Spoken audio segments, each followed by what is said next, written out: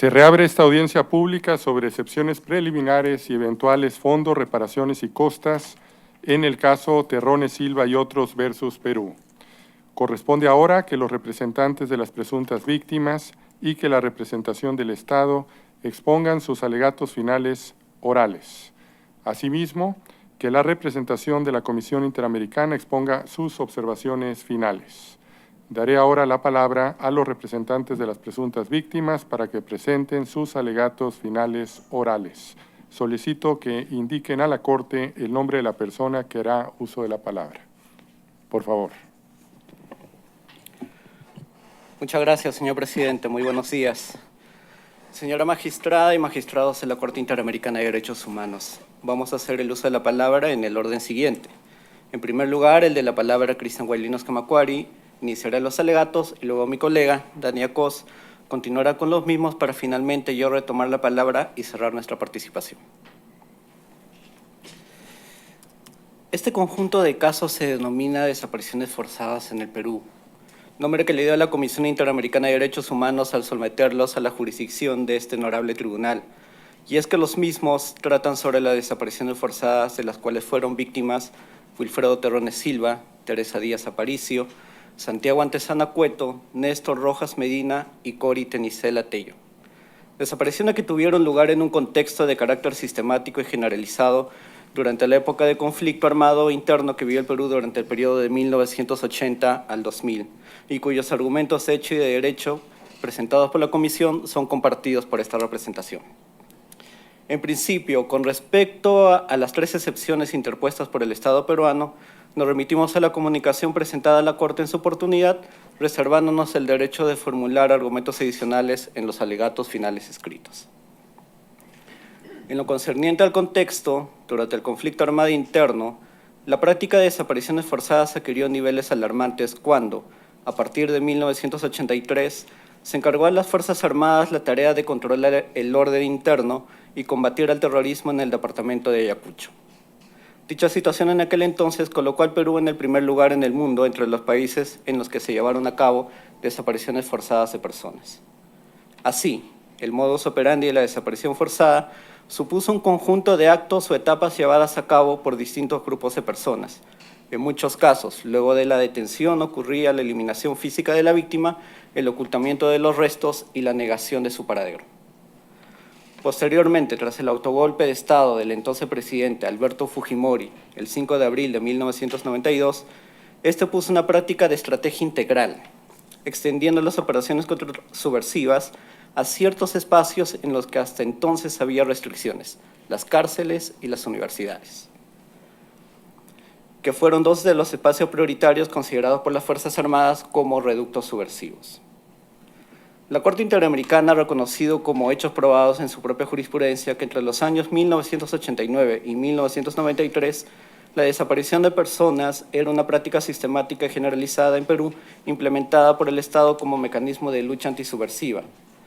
Esta desaparición forzada se ha calificado de manera sistemática al haber sido perpetrada siguiendo procedimientos que muestran características semejantes e identificables en zonas geográficas específicas y en desarrollo de operaciones antisubversivas por parte de agentes del Estado. Al entender una práctica sistemática, la desaparición forzada en Perú se ha calificado como un crimen de lesa humanidad. Así, este crimen y su vinculación a las universidades del Perú reviste de cierta particularidad. Como parte de este carácter selectivo, a partir del autogolpe de Estado de 1992, las desapariciones forzadas, torturas y ejecuciones extrajudiciales contra estudiantes y docentes universitarios alcanzaron dimensiones notables y en algunos casos, como el de la Universidad de La Cantuta, lograron trascendencia internacional y reconocimiento como caso representativo de la violencia en las universidades. A decir de la Comisión de la Verdad y Reconciliación del Perú, estas desapariciones de estudiantes y docentes universitarios estuvieron seguidas de la más absoluta impunidad, entre otras razones por el miedo a denunciar, el temor de los abogados a tomar casos por miedo a ser considerados como subversivos y los obstáculos con los que se encontraban los familiares y organizaciones en las indagaciones.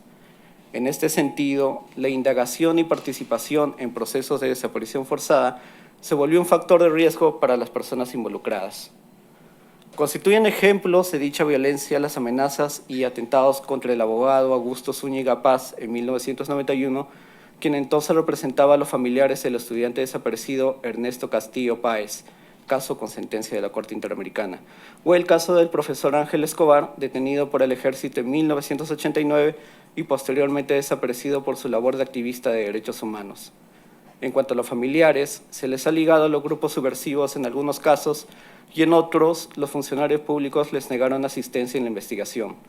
Hablamos, pues, de una estigmatización contra familiares y defensores de derechos humanos, ítem que fue desarrollado por esta Corte en el caso Tenorio Roca y otros versus Perú. Y déjeme agregar, señora jueza y señores jueces de este honorable tribunal, que este actuar sistemático por parte del Estado estuvo cubierto por el manto de la impunidad. La impunidad con la que operaron los agentes responsables de este delito da cuenta de la negligencia grave, tolerancia implícita o, en el peor de los casos, de políticas o prácticas destinadas a asegurar dicha impunidad por parte de las instituciones estatales responsables de dirigir y supervisar la actuación de las fuerzas del orden, de investigar y sancionar los crímenes cometidos y de garantizar el respeto de los derechos individuales básicos de la persona. Un ejemplo notable de ello son las ya conocidas leyes de amnistía promulgadas durante el régimen de Alberto Fujimori. Entonces, bajo este contexto pasaré a referirme a las víctimas. Wilfredo Terrones Silva, abogado de profesión, quien formó parte de la Asociación de Abogados Democráticos y asumía en aquel entonces la defensa de personas acusadas por el delito de terrorismo, entre ellas a su propio hijo, Wilfredo Terrones Landázuri, quien fue víctima de la masacre en el penal Castro Castro, caso también con sentencia en este ilustre tribunal. Wilfredo desapareció el 26 de agosto de 1992, al recibir información falsa sobre disturbios en el penal Castro Castro, lugar a donde se dirigió actuando no solo como profesional, sino sobre todo como padre, como bien relató su hijo el día de ayer.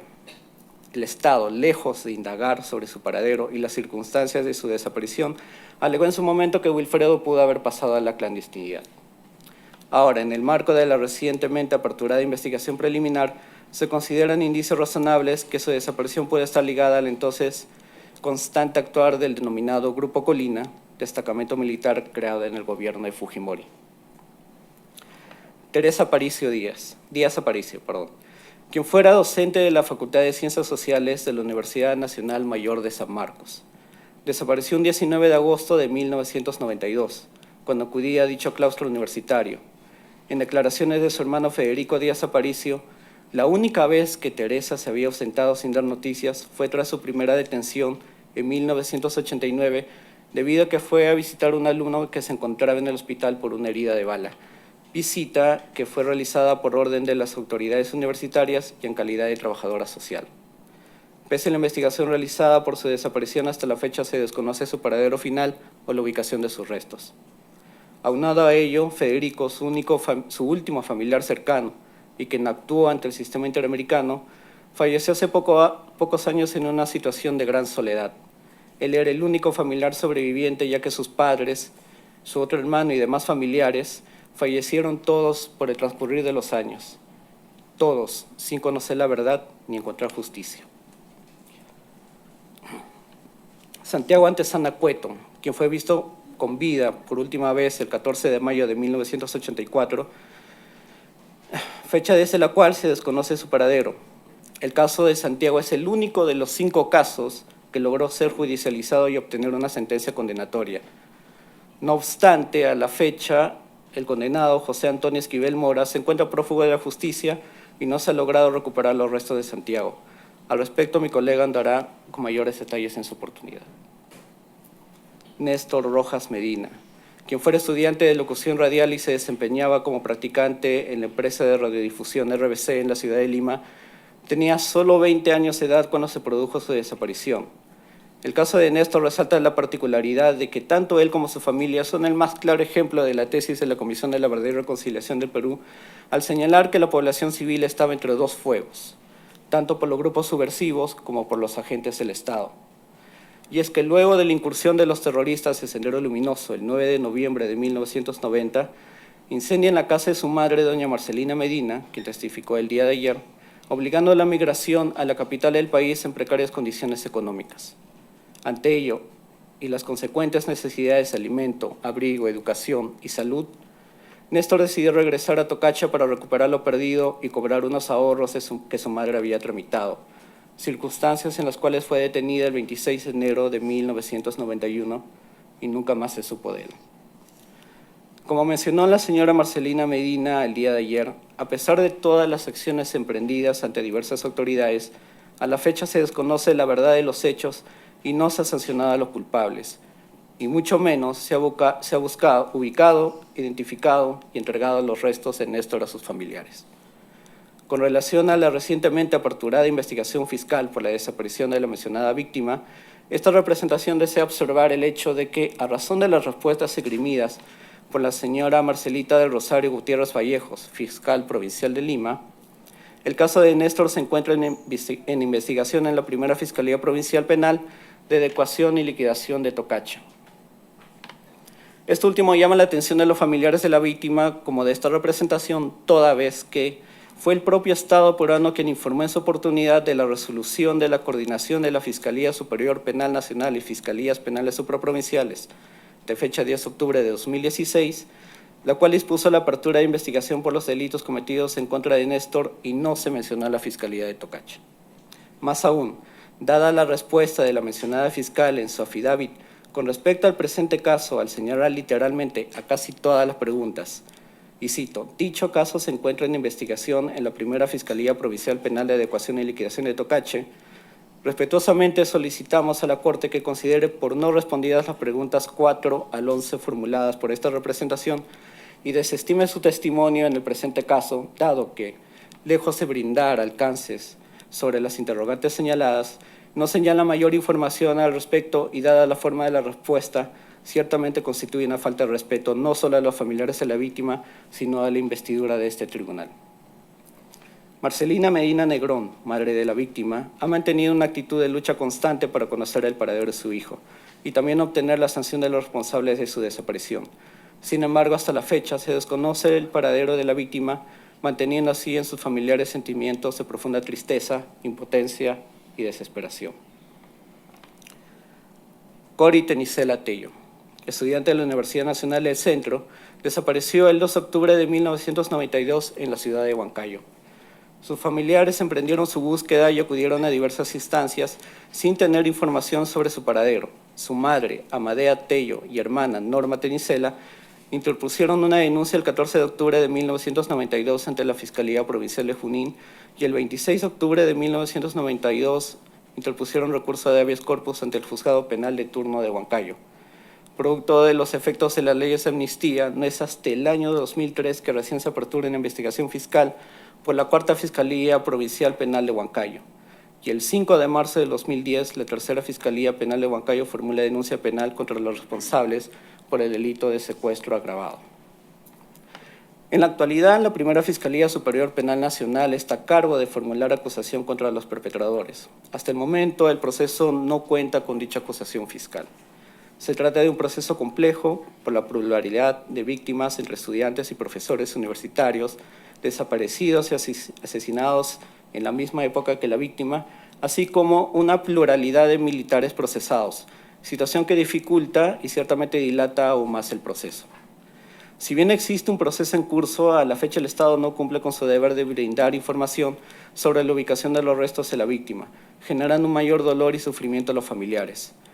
Sumada al transcurso del tiempo, sin obtener resultados claros, manteniendo así una situación de impunidad, e impidiendo el conocimiento de los familiares, el esclarecimiento de los hechos y sobre todo a la verdad de lo que ocurrió con su ser querido. En corolario, se aprecia que por las características propias de las víctimas, eran sujetos de investigación por sus actividades en defensa de personas acusadas de terrorismo, laborar en medios de comunicación, por ser funcionarios o ser estudiantes universitarios. Por ello, las detenciones sin mayor evidencia que permitieron un proceso judicial, víctimas que finalmente fueron desaparecidas. Honorable Corte, en base a lo señalado en estos casos y bajo las consideraciones escritas, resaltando el contexto y los hechos alegados en el presente caso, la desaparición de las víctimas debe ser analizada como un delito autónomo, esto es, considerando su naturaleza múltiple y continuada, así como el principio de inversión de la carga de la prueba y los estándares existentes en cuanto a la obligación de respeto y garantía vinculantes al Estado de Perú. Así, la práctica de desaparición forzada ha marcado la historia del hemisferio americano, alcanzando la calificación de delito de lesa humanidad. La Corte ha sido pionera en el tratamiento que ha dado la desaparición forzada desde el primer caso contencioso que analizó en 1988 hasta determinar en el caso Goiburu que, y cito, la prohibición de desaparición forzada de personas y el correlativo deber de investigarlas y sancionar a sus responsables han alcanzado carácter de jus cogens. Bajo dicha situación, la Corte Interamericana ha sido clara en señalar que la misma constituye una situación agravada de vulnerabilidad, de la cual surge un riesgo cierto de que se vulneren otros derechos como el derecho a la integridad física y a ser tratada con dignidad. Durante contextos como el antes escrito, la Corte Interamericana ha señalado que es propio de la naturaleza humana que toda persona sometida a agresiones y vejámenes, detención ilegal, tratos crueles, inhumanos y degradantes y la consecuente muerte, experimenta dolores corporales y un profundo sufrimiento y angustia moral, por lo que este daño no requiere pruebas.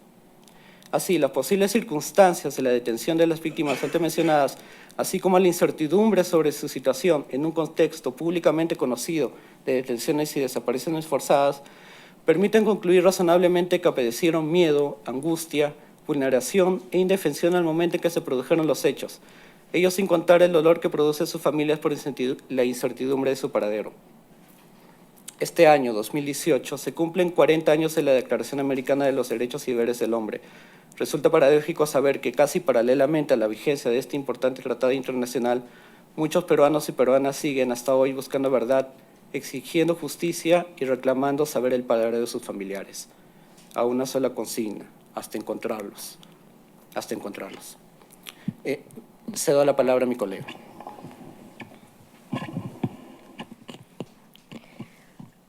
Muchas gracias, señor presidente, con su venia. Señores jueces, señora jueza de la Corte Interamericana de Derechos Humanos, continuando con la exposición de mi colega, estructuraré mi intervención en base al principio de complementariedad o subsidiariedad argumentado por el Estado en el caso de Santiago Antezana Cueto para no declarar responsabilidad en el presente caso. El Estado ha señalado que como ya existe una condena a nivel interno, ya cumplió con resolver el asunto y por lo tanto su responsabilidad no puede ser declarada por este tribunal. Sin embargo, esta honorable Corte, en el reciente caso Andrade Salmón versus Bolivia, ha aclarado su jurisprudencia respecto al principio de complementariedad, señalando que no basta con que un Estado reconozca un hecho ilícito internacional, sino que para no declarar su responsabilidad se debe evaluar si es que el Estado hizo cesar este hecho ilícito internacional y si es que reparó las consecuencias de la medida o situación que lo generó. En ese sentido, me voy a referir a estos dos componentes o condiciones en el presente caso. Respecto a la primera condición, si es que el hecho ilícito internacional fue cesado por el Estado, este honorable tribunal, en su sostenida jurisprudencia desde su primer caso, Velasco Rodríguez versus Honduras, hasta su último caso de desaparición forzada, caso Vereda La Esperanza versus Colombia, ha señalado que la desaparición inicia con la privación de la libertad de la persona, su consecuente negación sobre la información de su destino y no cesa hasta que no se conozca el paradero de la persona desaparecida o se identifiquen con certeza sus restos. ¿Qué significa ello en el presente caso?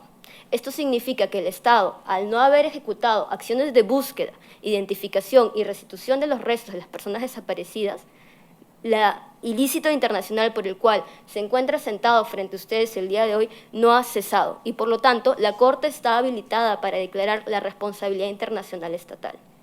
La segunda condición que ha establecido este honorable tribunal es que el Estado haya reparado las consecuencias de este ilícito internacional. Frente a un caso de desaparición forzada, las consecuencias y las obligaciones que surgen del Estado son 4. La primera es que cumple con su obligación de investigar, procesar y sancionar la desaparición forzada de personas.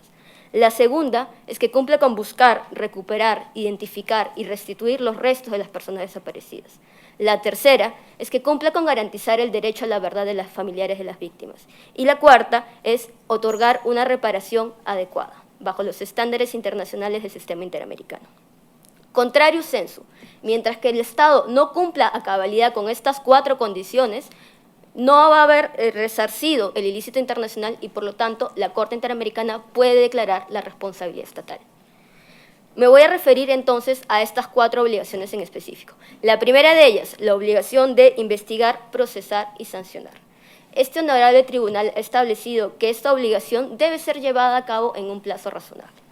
Tenemos 4 casos de personas desaparecidas en los cuales aún no hay sentencia. Y en el único caso en el cual se ha dictado sentencia, no se ha cumplido esta obligación en un plazo razonable, pues ha habido largos periodos de inactividad procesal a los cuales nos referiremos específicamente en nuestros alegatos escritos.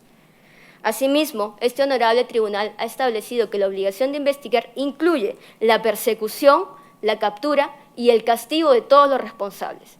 En el caso de Santiago Antezana Cueto, solamente se condenó a un solo responsable, y el Estado no ha ejecutado ninguna acción tendiente a lograr su persecución, captura y castigo. Nosotros hemos solicitado que se renueven las órdenes de captura y que se incluya al responsable condenado por la justicia peruana en el programa de recompensas del Ministerio del Interior. Es decir, las únicas acciones que ha ejecutado el Estado han sido a iniciativa procesal de los familiares de las víctimas. Además, hemos indicado en reiteradas oportunidades, tanto al Poder Judicial como a la Policía Judicial, el lugar donde se encontraba escondido el condenado. No obstante, no hemos obtenido ninguna respuesta. Después de haber indicado el lugar donde estuvo escondido durante 3 años, lamentablemente esta persona ha fugado sin que el Estado haya ejecutado ninguna acción para poder detenerlo. En ese sentido, al no haber efectuado o haberse concretizado la condena en acciones específicas de captura y castigo de esta persona, la sentencia condenatoria del Estado peruano ha sido vaciada de contenido y, por lo tanto, no se ha cumplido con esta obligación de investigar, procesar y sancionar.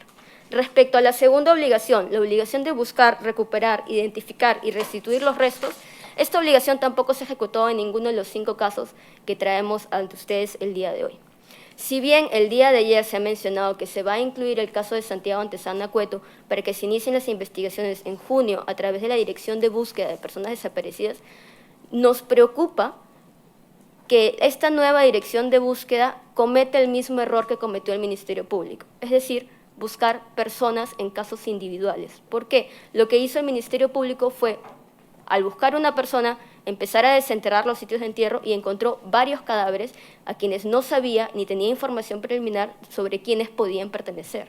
Y por lo tanto, ha generado una situación en la cual actualmente tenemos 1.464 restos de personas almacenadas en las instalaciones del Ministerio Público, específicamente del Instituto de Medicina Legal. No quisiéramos que esta situación se vuelva a repetir y que estos errores se vuelvan a cometer con la recientemente creada Dirección de Búsqueda de Personas Desaparecidas. Lo cierto es que, hasta la fecha, no se ha determinado el paradero ni de Santiago ni de las otras 4 víctimas en el presente caso, y por lo tanto, esta segunda obligación tampoco se ha cumplido. Respecto a la tercera obligación, garantizar el derecho a la verdad de las víctimas, en los casos de desaparición forzada, un componente esencial es identificar el paradero de la víctima. No obstante, existen otros componentes para poder garantizar el derecho a la verdad. En el caso de Santiago Antezana Cueto, la sentencia condenatoria no dice por qué fue detenido, no dice quién lo detuvo, no dice bajo qué condiciones estuvo detenido, no investigó las torturas y maltratos que sufrió mientras que estuvo detenido, no señala quiénes más son responsables, ni siquiera analiza el contexto bajo el cual se cometió la desaparición. Y todos estos son componentes esenciales para poder garantizar de manera real el derecho a la verdad de las víctimas. Respecto a la cuarta obligación que surge de una desaparición forzada es otorgar una reparación adecuada a los familiares de las víctimas. En el presente caso, específicamente en el caso de Santiago Antezana Cueto, el Estado ha señalado que otorgó una reparación administrativa únicamente a un familiar, es decir, a la señora Rosa Carcausto, que declaró el día de ayer ante ustedes. El Estado ha otorgado, sí, una reparación de 10.000 soles a la señora Rosa Carcausto. Esto es $3.000. $3.000 que a ninguna luces puede ser considerada como una reparación adecuada, dada la gravedad del ilícito internacional en el cual estamos frente, una desaparición forzada. Por otro lado, el Estado ha señalado que la falta de cobro de la reparación civil otorgada mediante sentencia condenatoria del Poder Judicial se debe a un actuar negligente por parte de los representantes de las víctimas, nada más alejado de la verdad. ¿Por qué? En principio, tanto el fiscal como los representantes durante la etapa de instrucción tienen la posibilidad de solicitar la incorporación del Estado como tercero civilmente responsable. Es decir, no solamente los representantes de las víctimas, y asumir que es responsabilidad exclusiva de ellos sería dejar de lado que la obligación de investigar, procesar y sancionar debe ser asumida por el Estado como un deber jurídico propio. Pero además, no basta a nivel interno acreditar que la desaparición forzada fue cometida por agentes estatales para incorporar al Ministerio de Defensa como tercero civilmente responsable. Es necesario analizar un contexto que no fue investigado por el Ministerio Público y sobre los cuales los representantes en su momento no podíamos aportar pruebas, para decir que existe una política o plan desde el Ministerio de Defensa para llevar a cabo desapariciones forzadas en esa localidad. Además, la incorporación del tercero civilmente responsable no se hizo por parte de los representantes de la víctima como estrategia legal. ¿Por qué? Porque no existe en Perú una legislación específica de la incorporación del Estado en los procesos penales. ¿Qué genera ello? Genera que cuando se incorpora al Ministerio de Defensa, a través de su procurador, tiene la posibilidad de impugnar la sentencia, tiene la posibilidad de presentar medios de prueba que desacrediten nuestra teoría del caso, tachar testigos, es decir, actúa como un acusado más. Entonces, en vez de nosotros luchar contra una persona que está siendo procesada, tendríamos que luchar contra todo el Estado en un sistema de justicia que no investigó los contextos sobre los cuales se desaparecieron estas personas. Y se constituye en un obstáculo más que las víctimas deben cumplir para poder acceder a la justicia. Y finalmente, la incorporación del Estado como tercero civilmente responsable no hubiera ocasionado ninguna diferencia a la situación actual en la que nos encontramos el día de hoy. ¿Por qué? Porque el Estado solamente paga la reparación civil en caso el condenado no pueda hacerlo. Y en el presente caso, el condenado tiene bienes. Tiene 2 inmuebles, uno que fue otorgado por el Ejército y otro que ha comprado con su propio erario. Esto significa que el condenado puede pagar la reparación civil y nosotros hemos solicitado el embargo de estos bienes en reiteradas oportunidades. Sin embargo, el Estado no ha ejecutado ninguna acción de cobranza para que esto se materialice. Es así, pues, señores magistrados, a manera de conclusión, que al no haber el Estado cesado el acto ilícito internacional, ni haber cumplido con reparar adecuadamente sus consecuencias, este honorable tribunal, aplicando el principio de complementariedad, puede y debe declarar la responsabilidad internacional del Estado peruano. Les doy muchas gracias y ahora le doy pase a mi colega para que concluya con nuestra exposición. Muchas gracias. Señores magistrados, más allá de lo debidamente fundamentada en el escrito de solicitudes, argumentos y pruebas, esta representación desea priorizar las siguientes medidas de reparación. Primero, investigar, juzgar y sancionar efectivamente a los responsables. Desarrollar una investigación judicial imparcial, completa y efectiva en un plazo razonable con el objeto de esclarecer las desapariciones forzadas de las cuales fueron víctimas Wilfredo, Teresa, Néstor y Cori. Asimismo, que el condenado por la sentencia dictada en el caso de Santiago Antezana Cueto sea detenido y cumple efectivamente la sanción impuesta. Sobre la obligación de investigar y realizar todas las acciones necesarias para dar con el paradero de las víctimas o la ubicación y entrega de sus restos, a la fecha de los 5 casos presentados ante la Corte Interamericana, y ninguno se ha cumplido con la entrega de dichos restos de las víctimas a sus familiares. Reviste particular mención que, como se venció en la declaración del testigo ofrecido por el Estado del día de ayer, salvo en el caso de Antezana Cueto, la Dirección de Búsqueda de Personas Desaparecidas del Ministerio de Justicia y Derechos Humanos no tiene competencia directa para los otros 4 casos. Así también merece señalar que con respecto al plenario jurisprudencial de la Corte Suprema del Perú número 9/2009, en el marco del caso Tenorio Roca y otros, el Estado peruano fundamentó ante la Corte que el criterio de que cuando el funcionario cese de su cargo ya no sea imputable por el delito de desaparición forzada había caído en desuso a partir de la recepción de la jurisprudencia precisamente de la propia Corte Interamericana, por lo que la Corte Suprema y la Sala Penal Nacional, que conocen estos casos, se habrían desvinculado del referido acuerdo plenario. No obstante, recientemente en el marco de un caso emblemático, el caso denominado Cabitos, la Sala Penal Nacional declaró fundada la excepción de naturaleza de acción respecto a la acción penal por el delito de desaparición forzada. Esto es, ciertamente, una grave contradicción entre lo señalado por el Estado ante la Corte y lo que se viene aplicando a nivel nacional. Finalmente, con respecto al argumento del Estado al referirse al peritaje practicado al señor Wilfredo Terrones Landázuri sobre la desaparición de su padre y que éste señale que la desaparición del padre no alteró de manera significativa su proyecto de vida, como podrá apreciar la Corte, se da una lectura limitada que tergiversa los argumentos del peritaje señalados sobre este punto, lo que se resume a la respuesta del testigo, lo cual fue contundente: no me desmoroné. No se puede pretender soslayar, limitar, ni mucho menos malinterpretar el dolor de los familiares. La salida que fortaleció el constante y prolongado trajín de los familiares de las víctimas de estos 5 casos se basa en un solo clamor: justicia. Esa sola palabra que marcó hasta la más mínima acción que realizaron los familiares durante estas décadas. Justicia. No pide más y no pide menos. Adicionalmente, con respecto a las otras medidas de reparación, ahondaremos y precisaremos lo correspondiente en los alegatos que haremos llegar por escrito. Muchas gracias.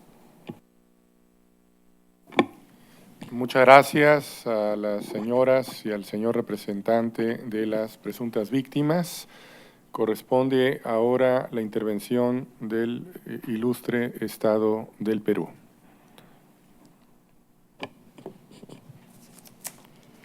Buenos días, señores y señoras magistrados de la Corte Interamericana, representantes de la Comisión Interamericana y representantes de las presuntas víctimas. En esta oportunidad, el Estado hará su intervención, en primer lugar, a través mío, Procurador de la Junta Supranacional, luego lo hará el agente alterno Sergio Tamayo y finalmente Silvana Gómez, también agente alterna del presente caso ante la Corte. El Estado desea iniciar su presentación señalando que en el presente caso, tal como lo han manifestado estas partes, concluye 5 casos que la Comisión Interamericana decidió acumular conforme a lo señalado en el párrafo 1 de su informe de fondo y en el artículo 29.5 de su reglamento. Para el Estado, más allá de solo indicar que se trató de hechos similares y que podrían revelar un mismo patrón de conducta, la Comisión no sustenta de manera clara la configuración de tales asuntos, con lo cual no es posible conocer ni valorar los fundamentos que utilizó para esta decisión. El Estado desea resaltar esto en la medida que considera que estos casos acumulados son diferenciados y tienen determinadas particularidades que es necesario tener en cuenta para efectos del análisis que deberá realizar la Corte Interamericana en este caso. Si bien se ha realizado y se ha señalado como se desarrollará a continuación, estos casos son diferentes entre sí por diversas razones. Por ejemplo, las fechas y los lugares donde se produjeron las presuntas desapariciones forzadas no son los mismos. No en todos los casos hubo quienes se refirieron sobre la detención de la persona y por quienes habría sido esta detenida, entre otros puntos. En ese sentido, el Estado considera que los 5 casos mencionados no debieron ser acumulados, pues cada cual merece una evaluación distinta teniendo en cuenta las particularidades sobre las cuales se hará referencia durante esta exposición. Adicionalmente, y a modo preliminar de esta presentación, el Estado desea plantear algunas observaciones con relación a la declaración testimonial recibida el día de ayer por el señor Terrones Landázuri en la audiencia pública. De un lado, destacar que esta persona, quien fuera condenada por delito de terrorismo, como él mismo lo sostuvo, señaló expresamente que está ligado al FUDEP, Frente de Unidad de Defensa del Pueblo Peruano, agrupación que estaría vinculada a Sendero Luminoso. El día de ayer, esta persona dejó al descubierto su ideología a partir del uso constante de determinados términos, presos o perseguidos políticos, para calificar a personas acusadas y o condenadas por terrorismo, así como su solicitud de amnistía general o solución política a la Corte para que él le evalúe como parte de lo que él esperaba de este tribunal. Este tipo de declaraciones desconoce que el principal perpetrador de las violaciones de derechos humanos en el Perú, sin duda, fue la organización terrorista Sendero Luminoso. En este mismo sentido, el Estado no puede soslayar el hecho de que una de las presuntas víctimas del presente caso haya sido miembro de la Asociación de Abogados Democráticos, que fue parte del aparato de Sendero Luminoso destinado a ejercer la defensa legal de aquellos que eran procesados por delito de terrorismo. Al respecto, el Estado recuerda que en anteriores casos se ha brindado información a esta honorable Corte relacionada a otros aparatos de Sendero Luminoso, entre ellos el periódico El Diario, que fue un medio de difusión de esta organización terrorista, y de Socorro Popular, relacionados a los casos J y Polo Rivera, respectivamente. El Estado rechaza enérgica y categóricamente la existencia de presos o perseguidos políticos en el Perú. Asimismo, expresa tajantemente que las personas condenadas por terrorismo no son prisioneros políticos. La Corte debe considerar que en su declaración el señor Torres Landázuri afirmó que busca una amnistía o solución política, solución que es absolutamente improcedente porque no constituye ni podría constituir una reparación en este caso y menos aún para beneficiar a personas que no son parte de este proceso. Dicho esto, desarrollaremos nuestros alegatos de fondo sobre los derechos presuntamente afectados en perjuicio de las presuntas víctimas para finalmente efectuar nuestras consideraciones sobre las reparaciones solicitadas. Me referiré en primer lugar a los derechos alegados y contenidos en los artículos 4, 5 y 7 de la Convención Americana sobre Derechos Humanos.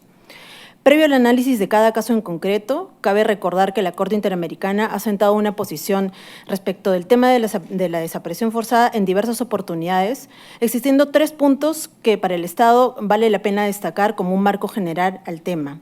Sobre ello, el Estado es enfático en poder solicitar a esta honorable Corte que considere de manera especial los siguientes criterios específicos para su análisis sobre la controversia y su decisión sobre los casos en particular. En primer lugar, el caso Rodríguez Vera, desaparecidos de Palacio de Justicia y otros contra Colombia, en la cual la Corte señaló, y cito, la desaparición de una persona porque no se conoce su paradero no es lo mismo que una desaparición forzada. Esto es sumamente importante de resaltar.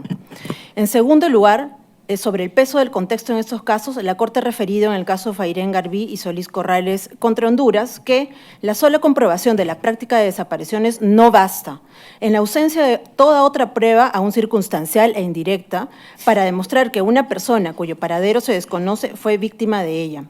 En tercer y último lugar, considerando que en el caso masacre de Mapiripán versus Colombia se declaró víctima de desaparición forzada a diversas personas que posteriormente se determinó que no habían sido víctimas de violación de sus derechos, el Estado considera que la Corte debiera ser cuidadosa en el uso de indicios para el sustento de sus consideraciones y posterior decisión. Además de lo mencionado, la Corte ya ha definido en su constante jurisprudencia hace ya un tiempo los criterios concurrentes a considerar, resalto, para determinar que existió una desaparición forzada. Estos son la privación de libertad, la intervención de agentes estatales o con su aquiescencia y la negativa de conocer la detención y paradero del desaparecido. A partir de estos elementos, el Estado sustentará que no se configuraron todos los requisitos de forma concurrente para determinar la existencia de una desaparición forzada en estos casos, con excepción del caso del señor Antezana Cueto, en el que la justicia interna determinó que ocurrió esta desaparición. El Estado pasará a analizar los hechos de los 5 casos bajo controversia y desarrollará sus argumentos en 3 grupos. En primer lugar, los casos los señores Wilfredo Terrones y Teresa Díaz, luego Néstor Rojas y Cori Tenicela y finalmente el señor Santiago Antezana. Con relación a Wilfredo Torres Silva y Teresa Díaz Aparicio, el Estado desea puntualizar lo siguiente. Como primer punto, el requisito relativo a la privación de libertad no se corroboró debidamente en ninguno de estos casos. No existe testimonio ni documento alguno que refiera a ello, y menos aún los otros 2 criterios que son consecuencia del primero. Se recuerda que en el caso Bangarán Panday versus Surinam, la Corte refirió que no se puede demostrar la violación del derecho a la vida cuando se ha determinado la existencia de una supuesta detención ilegal por inferencia. En estos casos ocurre lo mismo, no se ha demostrado que se haya detenido al señor Terrones o a la señora Díaz, por ende, menos aún podría postularse que se violaron sus derechos a la vida o a la integridad personal bajo la lógica aplicada al análisis de los casos de desaparición forzada. El hecho de que una persona pueda haber estado relacionada a un grupo subversivo no es suficiente para concluir que su alegada desaparición es obra de agentes estatales, y cabe resaltar que a una conclusión bastante similar, si no igual, arribó la Corte en su reciente sentencia del caso Gutiérrez Hernández y otros contra Guatemala. Es decir, contrario a lo afirmado por la Comisión, ni el contexto ni el perfil de las presuntas víctimas es indicio suficiente para concluir, sin presencia de estos 3 requisitos antes mencionados, que existió una desaparición forzada. Y finalmente, la obtención de información no es equivalente a la negativa por parte de las autoridades a brindar información. En el caso del señor Terrones, existe un artículo periodístico en el que un ex agente estatal explica la desaparición o trata de explicar la desaparición de la presunta víctima. Al respecto, lo que se debe tomar en cuenta es que ese testimonio no fue ratificado durante la investigación fiscal que está en trámite. Esto a pesar de los esfuerzos de la Fiscalía. Por el contrario, existen otros testimonios de otros agentes estatales relacionados a esta persona que dio esta declaración que no ratifican esta afirmación y que se han brindado en esa investigación en trámite actualmente. Estos testimonios son las últimas diligencias que han sido realizadas y que serán adjuntadas por el Estado por ser prueba sobreviniente. Debe considerarse también que el hijo del señor Wilfredo Terrones ha referido ante la Fiscalía que este no fue amenazado, de acuerdo a su declaración de fecha 26 de enero del 2018, que el Estado también aportará como prueba sobreviniente en el presente caso, y a su propia declaración brindada el día de ayer en la audiencia pública ante la Corte ante la pregunta formulada por el Estado. En el caso de la señora Díaz Aparicio, la comisión solo se basa en 2 documentos de entidades estatales.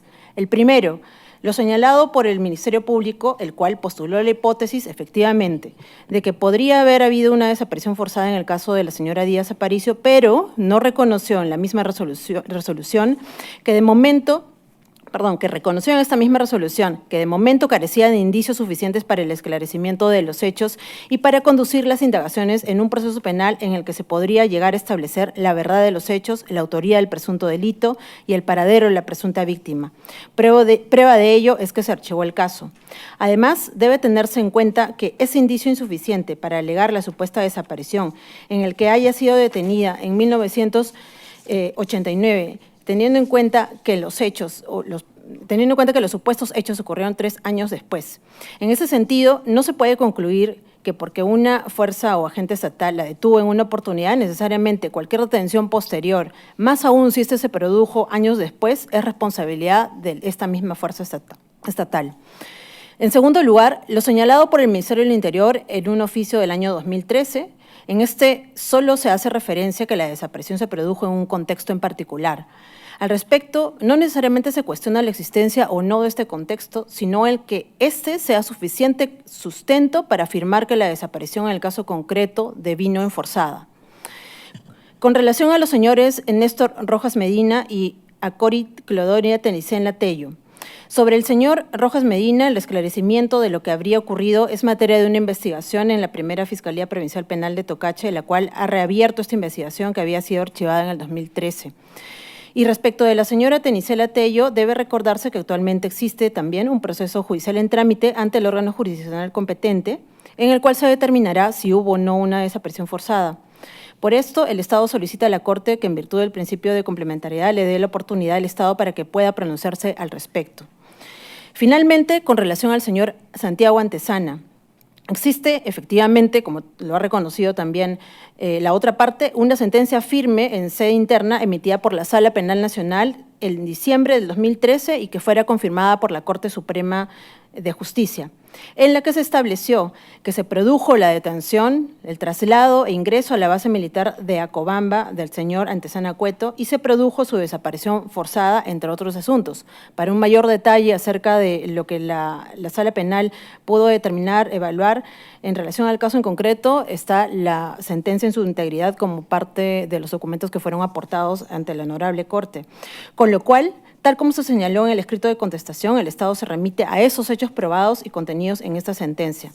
En ese sentido, en este caso, el Estado sostiene que se debe aplicar el principio de subsidiariedad y complementariedad, como en el caso Tarazona Arrieta, tomando en cuenta que el Estado ya determinó las responsabilidades en sede nacional. Paso la palabra a Sergio Tamayo. Muchas gracias. Desarrollaré el tema relacionado al derecho al reconocimiento de la personalidad jurídica contemplado en el artículo 3 de la Convención. En primer lugar, respecto al caso del señor Santiago Antezana Cueto, se puede mencionar que no existe una determinación jurídica en su situación concreta porque esta ya se establecía en la sentencia del 12 de diciembre del 2013, donde se detalló que existió una desaparición forzada. Respecto del caso de la señora Tenicela Tello, cabe señalar que en el escrito de solicitudes, argumentos y pruebas presentado por los representantes, no se invocó la violación de este derecho. No obstante, a pesar de eso, como ha sido mencionado también, existe en la actualidad un proceso judicial que determinará su situación jurídica.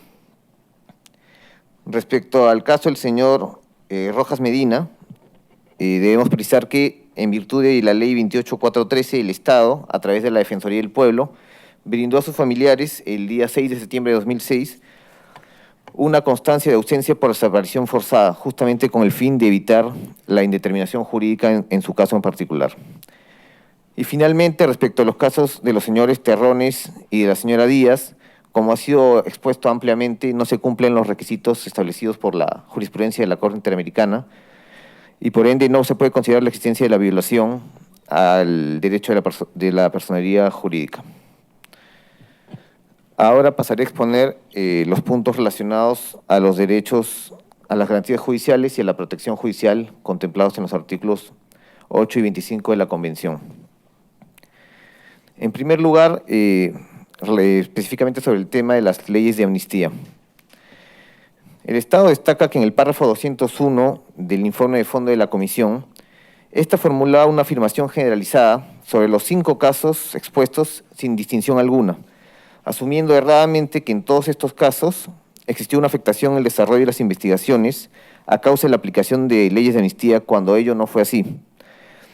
Así tenemos que en los casos de los señores Terrones Silva y Díaz Aparicio, definitivamente estas leyes no fueron aplicadas, lógicamente porque las investigaciones fueron realizadas de manera posterior a lo dispuesto por esta honorable Corte en la sentencia del caso Barrios Altos, en la que se determinó que las leyes de amnistía eran incompatibles con la Convención Americana y en consecuencia carecían de efectos jurídicos. De otro lado, es importante destacar que en el caso Tarazona Arrieta, la Corte estableció que las leyes de amnistía dejaron de ser un obstáculo para la investigación y judicialización de los casos debido a la decisión propia de las autoridades nacionales competentes de disponer la ausencia de efectos jurídicos de dichas leyes de amnistía y, consecuentemente, en el citado caso Tarazona Arrieta no se determinó la violación de los artículos 8 y 25 de la Convención. En tal sentido, incluso en caso se demuestre que en los casos de los señores Antesana, Tenicela y Rojas, estas leyes amnistías se les fueron aplicadas, el Estado peruano invoca tal precedente jurisprudencial, el precedente del caso Tarazona Arrieta, para ser aplicado tanto al caso del señor Antesana Cueto, en el que, como ya se mencionó, existe una sentencia definitiva por desaparición forzada, también al caso del señor Rojas Medina, sobre el cual hubo investigaciones incluso durante la vigencia de esta ley de amnistía, y en tercer lugar al caso de la señora Cori Tenicela, sobre la cual existe un proceso penal en trámite. Ahora pasaré a desarrollar el tema del plazo razonable. La Corte ha establecido que para analizar si en un proceso penal el plazo razonable se debe tomar en cuenta los siguientes elementos. En primer lugar, la complejidad del asunto. En segundo lugar, la actividad procesal del interesado. Además, la conducta de las autoridades judiciales y los efectos que la demora en el proceso pueden tener sobre la situación jurídica de la víctima. Respecto al caso del señor Antesana Cueto, la Comisión no tomó en consideración al momento de emitir su informe de fondo que el 12 de diciembre de 2013 se había ya emitido la sentencia condenatoria por el delito de desaparición forzada en agravio del señor Antesana Cueto. Es decir, no se consideró que en el proceso penal en relación con el señor Antesana Cueto ya había terminado. Por tanto, la conclusión sobre el plazo razonable al respecto fue desactualizada, debiendo no ser considerada por la Corte. Respecto a los demás casos, al analizar el requisito de la complejidad del asunto, se puede llegar a la conclusión que este requisito de complejidad sí se cumple, tomando en cuenta que todos los casos son de hechos antiguos, en los que se dificulta el acceso a material probatorio, y además en esos años el país, como es de conocimiento público, se encontró en un contexto de conflicto armado, el cual produjo, por ejemplo, el incendio de archivos por ataque subversivo en el caso de la investigación relacionada al proceso del señor Antesana Cueto, además la dificultad de acceder a ciertas zonas del conflicto, la muerte de autoridades o amenazas a miembros de órganos jurisdiccionales, etc. En el caso de la señora Tenicela Tello, además, el proceso penal actual, para dar la muestra de la complejidad, incluye varios imputados y más de 30 presuntas víctimas. Por otro lado, como prueba de la complejidad de estos procesos, la propia fiscal encargada de las investigaciones de los casos Terrones, Díaz y Antesana, en el caso de Antesana en referencia a la investigación que se hace por tortura, no la investigación de desaparición forzada que, como mencionamos, ya concluyó en el 2013, la fiscal encargada de estos 3 procesos refirió en su affidavit, y cito, que el único obstáculo para este tipo de investigaciones, cuyos hechos habrían ocurrido en la década del 80 y 90, es el inexorable paso del tiempo, que trae como consecuencia el deterioro o la inexistencia de documentos, el cambio en las condiciones de los lugares o instalaciones donde se habrían producido los hechos, y la enfermedad o muerte de los testigos presenciales. Esto es para demostrar el requisito de complejidad del asunto. Ahora pasaré al siguiente requisito de la actividad procesal del interesado. Sobre este requisito, en los casos de los señores Rojas Medina y Díaz Aparicio, es necesario precisar que los familiares en su momento consintieron resoluciones de un archivamiento fiscal, que posteriormente fue reabierto de oficio, y de un habeas corpus, respectivamente. En el caso del señor Terrones Silva, como también fue referido en su declaración del día de ayer, se tuvo que insistir en contar con las declaraciones de uno de sus familiares en la actual investigación, lo cual evidencia su falta de colaboración con la Fiscalía en el esclarecimiento de los hechos. De otro lado, como asunto especial a destacarse, es lo referido en relación al caso de la desaparición forzada del señor Antezana Cueto. Como se señaló anteriormente, en dicho caso se expidió una sentencia firme por la cual se determinó los hechos probados respecto a esta persona y la sanción penal al responsable por estos hechos. Sin embargo, en este caso, durante la investigación fiscal, originalmente se encontraron imputadas otras 6 personas, además del único condenado. Esto demuestra que el Estado cumplió con la obligación de investigar a todos los presuntos implicados y que posteriormente la Fiscalía, en ejercicio de su autonomía, solo encontró evidencia respecto a uno que fue el finalmente condenado. Asimismo, señalar que, si bien a pesar de los esfuerzos que ha realizado el Estado por concretar la captura del condenado en el proceso del señor Antezana Cueto, todavía se siguen manteniendo algunos esfuerzos. Por ejemplo, el Ministerio del Interior lo ha incluido en una lista de prófugos de la justicia y lo que incluye un programa de recompensas para motivar su captura. Finalmente, cabe precisar que existen investigaciones en curso en lo que respecta a los casos de los señores Terrones Silva, Díaz Aparicio y Rojas Medina. Y también existe una investigación en curso respecto al caso de la tortura del señor Antezana Cueto. Y como te mencionó también, en el caso de la desaparición de la señora Tenisela Tello, donde existe ya no solo una investigación fiscal, sino un proceso penal. Para concluir con mi intervención, voy a pronunciarme sobre el derecho a la integridad de los familiares. Respecto al caso del señor Antezana Cueto, el Estado peruano considera que los sufrimientos de sus familiares ya han sido reparados, por un lado, por la emisión de una sentencia que sanciona al responsable de la desaparición forzada, la que incluye una indemnización, y además también con la indemnización otorgada por la SEMAN a propósito del Plan Integral de Reparaciones. Respecto a los demás casos de los familiares de las demás personas en las que aún no se ha declarado judicialmente una desaparición forzada, el Estado no niega que haya existido una afectación por la ausencia de las presuntas víctimas directas, pero este sufrimiento o esta afectación no puede atribuirse directamente al Estado, en particular en el caso de los señores Terrones y Díaz, en los que no se ha demostrado que exista desaparición forzada. Daré paso ahora a la otra integrante de la Procuraduría. Gracias. Previo saludo, señora magistrada, señores magistrados, procedo a exponer la sección relativa a las reparaciones. Con relación a la inclusión de los familiares como beneficiarios en el presente caso, el Estado desea señalar que en la sentencia del caso Tarazona Arrieta y otros versus Perú, la Corte declaró que no existía una violación del artículo 5.1 en perjuicio de los familiares de las víctimas, pues la presunción juris tantum solo alcanza a ciertos familiares, no a todos. Lo que se evidencia en el caso del señor Antezana, en el que se pretende incluir a su prima, su tío y los herederos de este, ¿no? Sucede lo mismo con la señora Tenisela Tello, con la inclusión de su sobrina. Entonces, en ese sentido, se solicita a la Corte que analice con rigurosidad la cercanía de dichos familiares sobre los que no aplica la presunción citada al momento de establecer la procedencia o no de reparaciones en dichos casos. Además de ello, debe precisarse que en el caso de las señoras Díaz Aparicio y Tenisela Tello, los representantes no han precisado que existan familiares.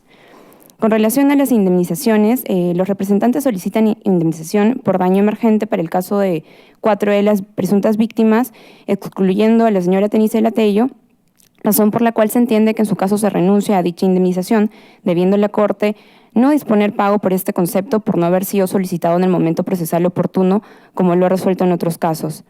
También debe tomarse en cuenta que los representantes no han detallado cómo se ha determinado la actividad económica que realizaba la señora Tenisela Tello ni el señor Antezana Cueto, y en primer lugar si se dedicaban a alguna actividad económica permanente que justifique la existencia de una reparación por lucro cesante. Además de ello, de acuerdo a lo referido a la ampliación de denuncia fiscal del 22 de marzo de 2010, que forma parte del expediente del presente caso, el señor Antezana Cueto solo trabajó hasta 1982 en la empresa Molitalia, dedicándose después al comercio ambulatorio.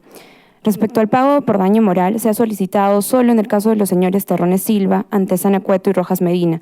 De ahí se concluye que se está renunciando a solicitarlo en el caso de las señoras Díaz Aparicio y Tenicela Tello.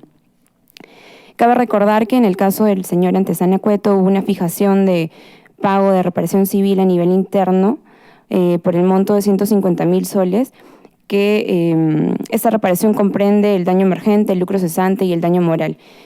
En ese sentido, llama la atención que la representante de los familiares del señor Antezana, Comiset, quien también ejerció la representación de la parte civil en el proceso penal a favor del señor Antezana, no haya solicitado la incorporación del tercero civilmente responsable, aun cuando conocía las repercusiones que ello conllevaría para efectos de la exigibilidad y concreción del pago de las reparaciones civiles de sus patrocinados, dejando de lado así los intereses de los mismos. El Estado peruano solicita a la Corte que esto sea valorado considerando la aplicación del principio de complementariedad. El Estado también desea precisar sobre este aspecto que no pretende responsabilizar a los representantes de manera absoluta por estos hechos, pero sí dejar sentado que en otros casos, incluso conocidos por esta Corte, la representación legal de las víctimas en sede interna ha impulsado este aspecto. Me refiero a la inclusión del tercero civilmente responsable, pues precisamente constituye una forma de asegurar el pago de la reparación en atención a que no todos los condenados se encuentran en capacidad de asumir el pago de los montos que son concedidos por concepto de reparación civil. Con relación a la señora Rosa Carcausto Paco, conviviente del señor Antezana, obtuvo por parte del Estado una reparación por un monto de 10.000 soles y dicho monto fue cobrado por ella en el mes de noviembre del año 2012. Respecto a el señor Rojas Medina, sus padres, la señora Marcelina Medina Negrón y el señor Leopoldo Rojas Manuyama, recibieron cada uno de ellos un monto de 5.000 soles que fueron cobrados en el mes de octubre del 2012. Con relación a la obligación de investigar, juzgar y sancionar, la Corte debe tomar en cuenta que en el caso del señor Antezana, se cumplió con esta obligación respecto de la desaparición forzada en atención a la sentencia ya varias veces citada, en la cual se establece una condena. En el caso Tenicela Tello existe un proceso judicial en trámite y en los demás casos investigaciones fiscales en curso. Con relación a la búsqueda de personas, no solo se ha aprobado una ley por la búsqueda de personas desaparecidas, sino que se ha constituido un organismo especializado para esta función, que es la Dirección de Búsqueda de Personas Desaparecidas del Ministerio de Justicia y Derechos Humanos, el cual ya ha programado en su plan acciones relacionadas a estas víctimas. El Estado se remite entonces a la declaración testimonial brindada el día de ayer por el señor García Westphalen sobre la implementación de esta ley. Con relación al rubro referido a salud y becas, en lo que respecta a la atención médica y psicológica de los familiares de las presuntas víctimas, el Estado debe resaltar que los representantes no han solicitado la referida pretensión en favor de familiares de Tenicela Tello y Díaz Aparicio. Con relación a las becas, cabe recordar que en otros casos similares, como en el caso de la comunidad campesina Santa Bárbara, la Corte no consideró necesario ordenar esta medida de reparación. Sin perjuicio de ello, si la Corte encontrara procedente la concesión de estas reparaciones a partir de la evaluación del presente caso, debe recordarse que dicha reparación solo fue solicitada a favor del hijo del señor Terrones Silva. Con relación a la modificación del tipo penal de desaparición forzada, debe recordarse que este tipo penal ha sido modificado mediante el artículo 2 del Decreto Legislativo 1351, publicado el 7 de enero de 2017 en el Diario Oficial El Peruano. Finalmente, el Estado peruano desea precisar que, conforme a las argumentaciones de la Comisión Interamericana y los representantes de las presuntas víctimas, con relación a las alegadas violaciones a los derechos a la libertad personal, la integridad personal, la vida, el reconocimiento de personalidad jurídica, garantías judiciales, protección judicial, se fundamentan en la supuesta responsabilidad estatal por la desaparición forzada de los señores Wilfredo Terrones Silva, Teresa Díaz Aparicio, Néstor Rojas Medina, Santiago Antezana Cueto y Cori Clodolia Tenicela Tello, y por las afectaciones a la integridad personal de sus familiares o en la aducida falta de investigación adecuada de los hechos. Sin embargo, en atención a todo lo expuesto, consideramos que no corresponde declarar la responsabilidad internacional del Estado peruano respecto a los derechos mencionados. Asimismo, esta representación solicita a la Corte Interamericana que declare fundadas las excepciones preliminares deducidas y explicadas en su escrito de contestación. De igual forma, sobre la supuesta desaparición forzada del señor Terrones Silva, Díaz Aparicio, Rojas Medina y Tenicela Tello, en la medida en que no ha sido probada hasta el momento que ante los órganos jurisdiccionales nacionales la desaparición forzada de dichas personas, el Estado peruano considera que no se han vulnerado los artículos 3, 4, 5 y 7 de la Convención Americana en conexión con los artículos 1.1 y 2 de del mismo instrumento internacional, así como la obligación prevista en el artículo 1 y 3 de la Convención Interamericana sobre Desaparición Forzada de Personas. Asimismo, el Estado peruano acoge y se remite a los hechos considerados como probados en la sentencia judicial en sede interna respecto del caso del señor Santiago Antezana Cueto y en virtud de la aplicación del principio de complementariedad solicita a la Corte que no se pronuncie sobre la responsabilidad internacional del Estado peruano sobre las alegadas violaciones al derecho al reconocimiento de la personalidad jurídica, vida, integridad personal y libertad personal. El Estado peruano asimismo considera que no ha violado en perjuicio de los señores Terrones Silva, Díaz Aparicio, Rojas Medina, Antezana Cueto y Tenicela Tello, así como sus familiares, los derechos a las garantías judiciales y protección judicial. De igual forma, el Estado considera que no ha violado el deber de adoptar las disposiciones de derecho interno contemplado en el artículo 2 de la Convención Americana y el artículo 3 de la Convención Interamericana sobre Desaparición Forzada de Personas. Finalmente, el Estado también considera que no ha violado en perjuicio de los familiares de los señores Terrones Silva, Díaz Aparicio, Rojas Medina, Santiago Antezana Cueto y Cori Clodolia Tenicela Tello el derecho a la integridad personal, contemplado en el artículo 5.1 de la Convención Americana sobre Derechos Humanos. Bien, eso es todo. Muchas gracias. Muchas gracias a la representación del ilustre Estado. Si las partes lo consideran pertinente, pueden hacer uso de su derecho de réplica y dúplica. Daré ahora la palabra a los representantes para que presenten su réplica, si así lo desean. Con su venia, señor presidente, en efecto, deseamos hacer ejercicio de nuestro derecho de réplica. Queremos centrarnos en puntos muy concretos. En primer lugar, con respecto a lo señalado por la representación del Estado, con respecto al caso de Wilfredo Terrones Silva, nosotros debemos resaltar que efectivamente se trata del caso de Wilfredo Terrones Silva. Él es la víctima en este proceso. Los hechos son claros, más allá de que no se pueda no estar de acuerdo con posiciones políticas, los derechos humanos no hacen distingos. La defensa de la integridad y la vida debe ponerse por encima y nadie en lo absoluto puede justificar una desaparición forzada por la ideología o actividad de la víctima o sus familiares. En el caso concreto, Wilfredo Terrones fue un abogado quien ejercía su profesión al asumir la defensa legal de personas sometidas a procesos penales.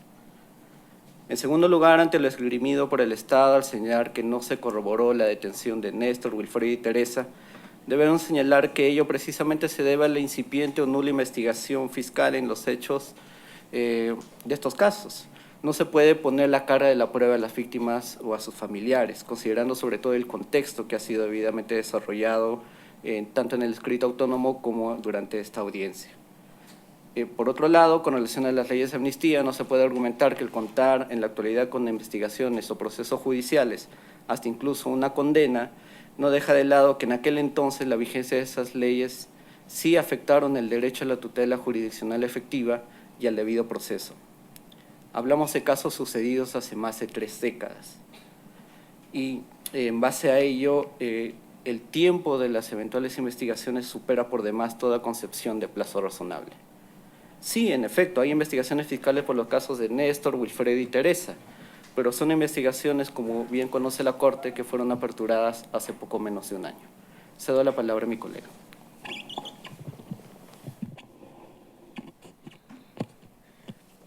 Señores jueces, yo quisiera referirme en primer lugar al argumento esgrimido por el Estado respecto a la falta de violación del derecho a la personalidad jurídica en el caso de Santiago Antezana Cueto y solicitarles a ustedes respetuosamente aclarar en su sentencia que el derecho a la personalidad jurídica, como ustedes ya han señalado con anterioridad, se viola porque la desaparición forzada es un delito pluriofensivo, que lo que hace es sustraer a la persona de la protección de la ley y negarle su condición de sujeto de derechos y deberes. Por lo tanto, tácitamente al Estado, al reconocer la desaparición forzada de Santiago Antezana Cueto, lo que está haciendo también es asumir su responsabilidad por la violación del derecho a la personalidad jurídica. Finalmente, quisiera referirme brevemente a la reparación que contiene la sentencia penal dictada por el Poder Judicial peruano. Esta reparación, en sus 2/3 partes, está dirigida a los herederos legales de las víctimas, de la víctima del señor Santiago Antezana Cueto y la señora Rosa Carcausto, principal familiar de víctima en el presente caso, no es, bajo los términos de la ley peruana, un heredero legal porque no se ha casado y no estuvo casada con el señor Santiago Antezana Cueto, a pesar de que tenían planes de matrimonio que no pudieron concretarse. Es por ello que queremos que tengan en consideración esta situación al momento de dictar las medidas de reparación.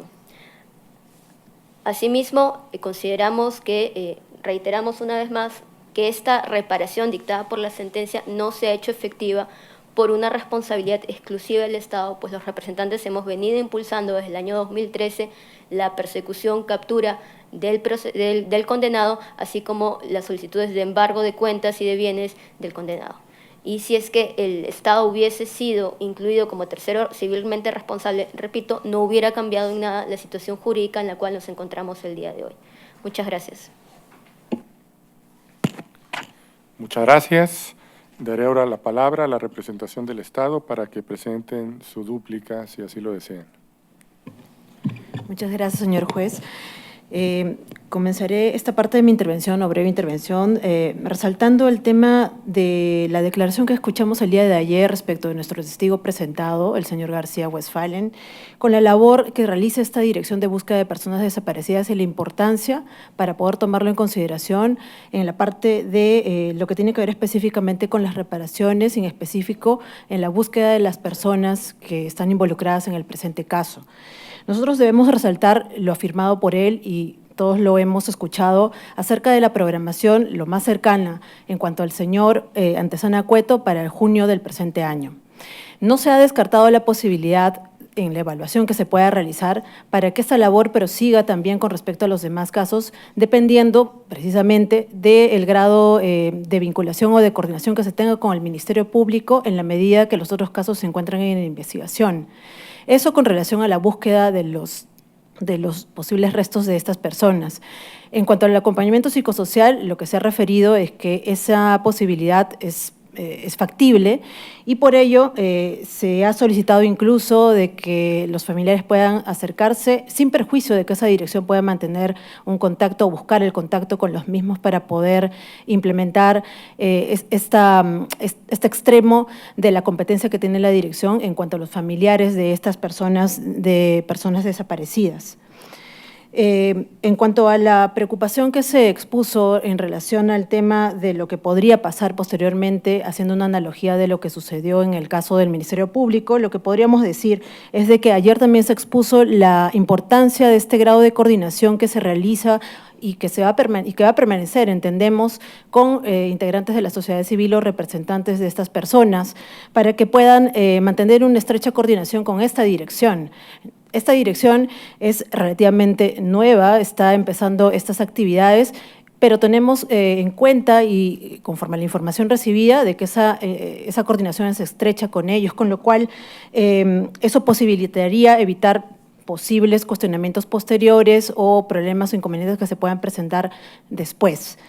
En cuanto a la observación sobre el caso del señor Néstor Rojas y el paso de la fiscalía de la fiscal Marcelita Gutiérrez a la otra fiscalía en Tocache, lo que podríamos observar o precisar en todo caso es de que efectivamente esa investigación se reabrió y posteriormente la misma fiscal decidió trasladar esa investigación a la Fiscalía de Tocache en la medida que en esa fiscalía se cerró o se archivó anteriormente la investigación que estuvo en curso anteriormente.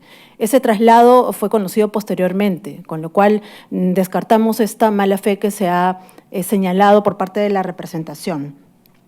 Y finalmente, en cuanto al tema de la reparación, le paso la palabra rápidamente a mi colega Silvana Gómez. Sí, quisiéramos hacer una precisión con relación al cuestionamiento sobre el monto de la reparación otorgada a la señora Rosa Carcausto. Bueno, refirieron que el monto era un monto ínfimo y, bueno, al respecto corresponde indicar y con cargo a ampliarlo en los alegatos finales escritos del Estado que estos montos fueron dispuestos después, en un contexto económico difícil del Estado peruano hace ya varios años. Y bueno, sería algo complicado reevaluar esos montos porque eso haría una diferencia entre las víctimas. En todo caso, este tema lo vamos a ampliar en los alegatos escritos del Estado. Muchas gracias. Muchas gracias a la representación del ilustre Estado. Finalmente, daré la palabra a la representante de la Comisión Interamericana para que presente sus observaciones finales orales sobre excepciones preliminares y eventuales fondos, reparaciones y costas en el presente caso.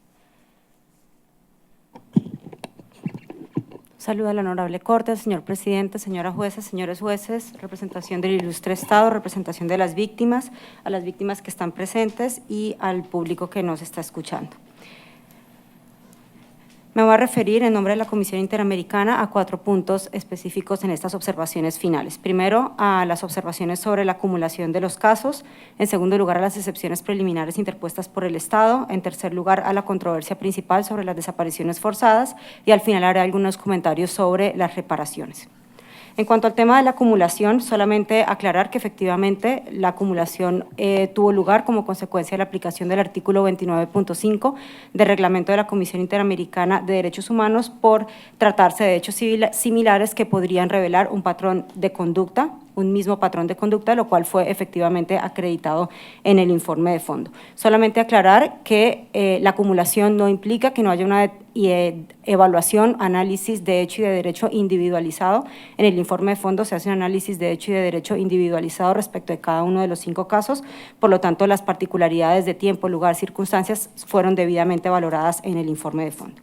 En cuanto a las excepciones preliminares, me refiero en primer lugar a la alegada falta de agotamiento de los recursos internos, sobre el argumento del Estado en cuanto a la presentación de peticiones pocos días después de ocurridos los hechos. Esta Corte, siguiendo el criterio y práctica de la Comisión Interamericana, estableció en el caso Wong Ho-Wing, también respecto de Perú, que el artículo 46 de la Convención debe ser interpretado en el sentido que exige, cito textualmente, el agotamiento de los recursos internos para el momento en que se decida la admisibilidad de la petición y no para el momento de la presentación de la misma. Cierro la cita.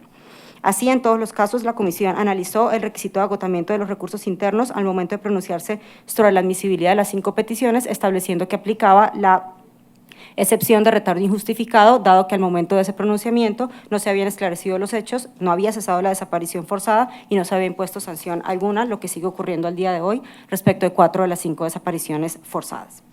En cuanto a la alegada falta de competencia para pronunciarse sobre la Convención Interamericana sobre Desaparición Forzada de Personas y la Convención Interamericana para Prevenir y Sancionar la Tortura, estas son las excepciones 2 y 3 presentadas por el Estado, la Comisión se remite al escrito de 17 de agosto de 2017 en el que se recapitulan los ya numerosos pronunciamientos de esta Corte, desechando estas excepciones preliminares presentadas en términos prácticamente idénticos por el Estado peruano. Solo precisar 2 cuestiones. En cuanto a la Convención Interamericana sobre Desaparición Forzada de Personas, son 3 las violaciones establecidas en el informe de fondo en los 5 casos. La del artículo 1A, por la desaparición forzada en sí misma, que al momento de la ratificación continuaba cometiéndose.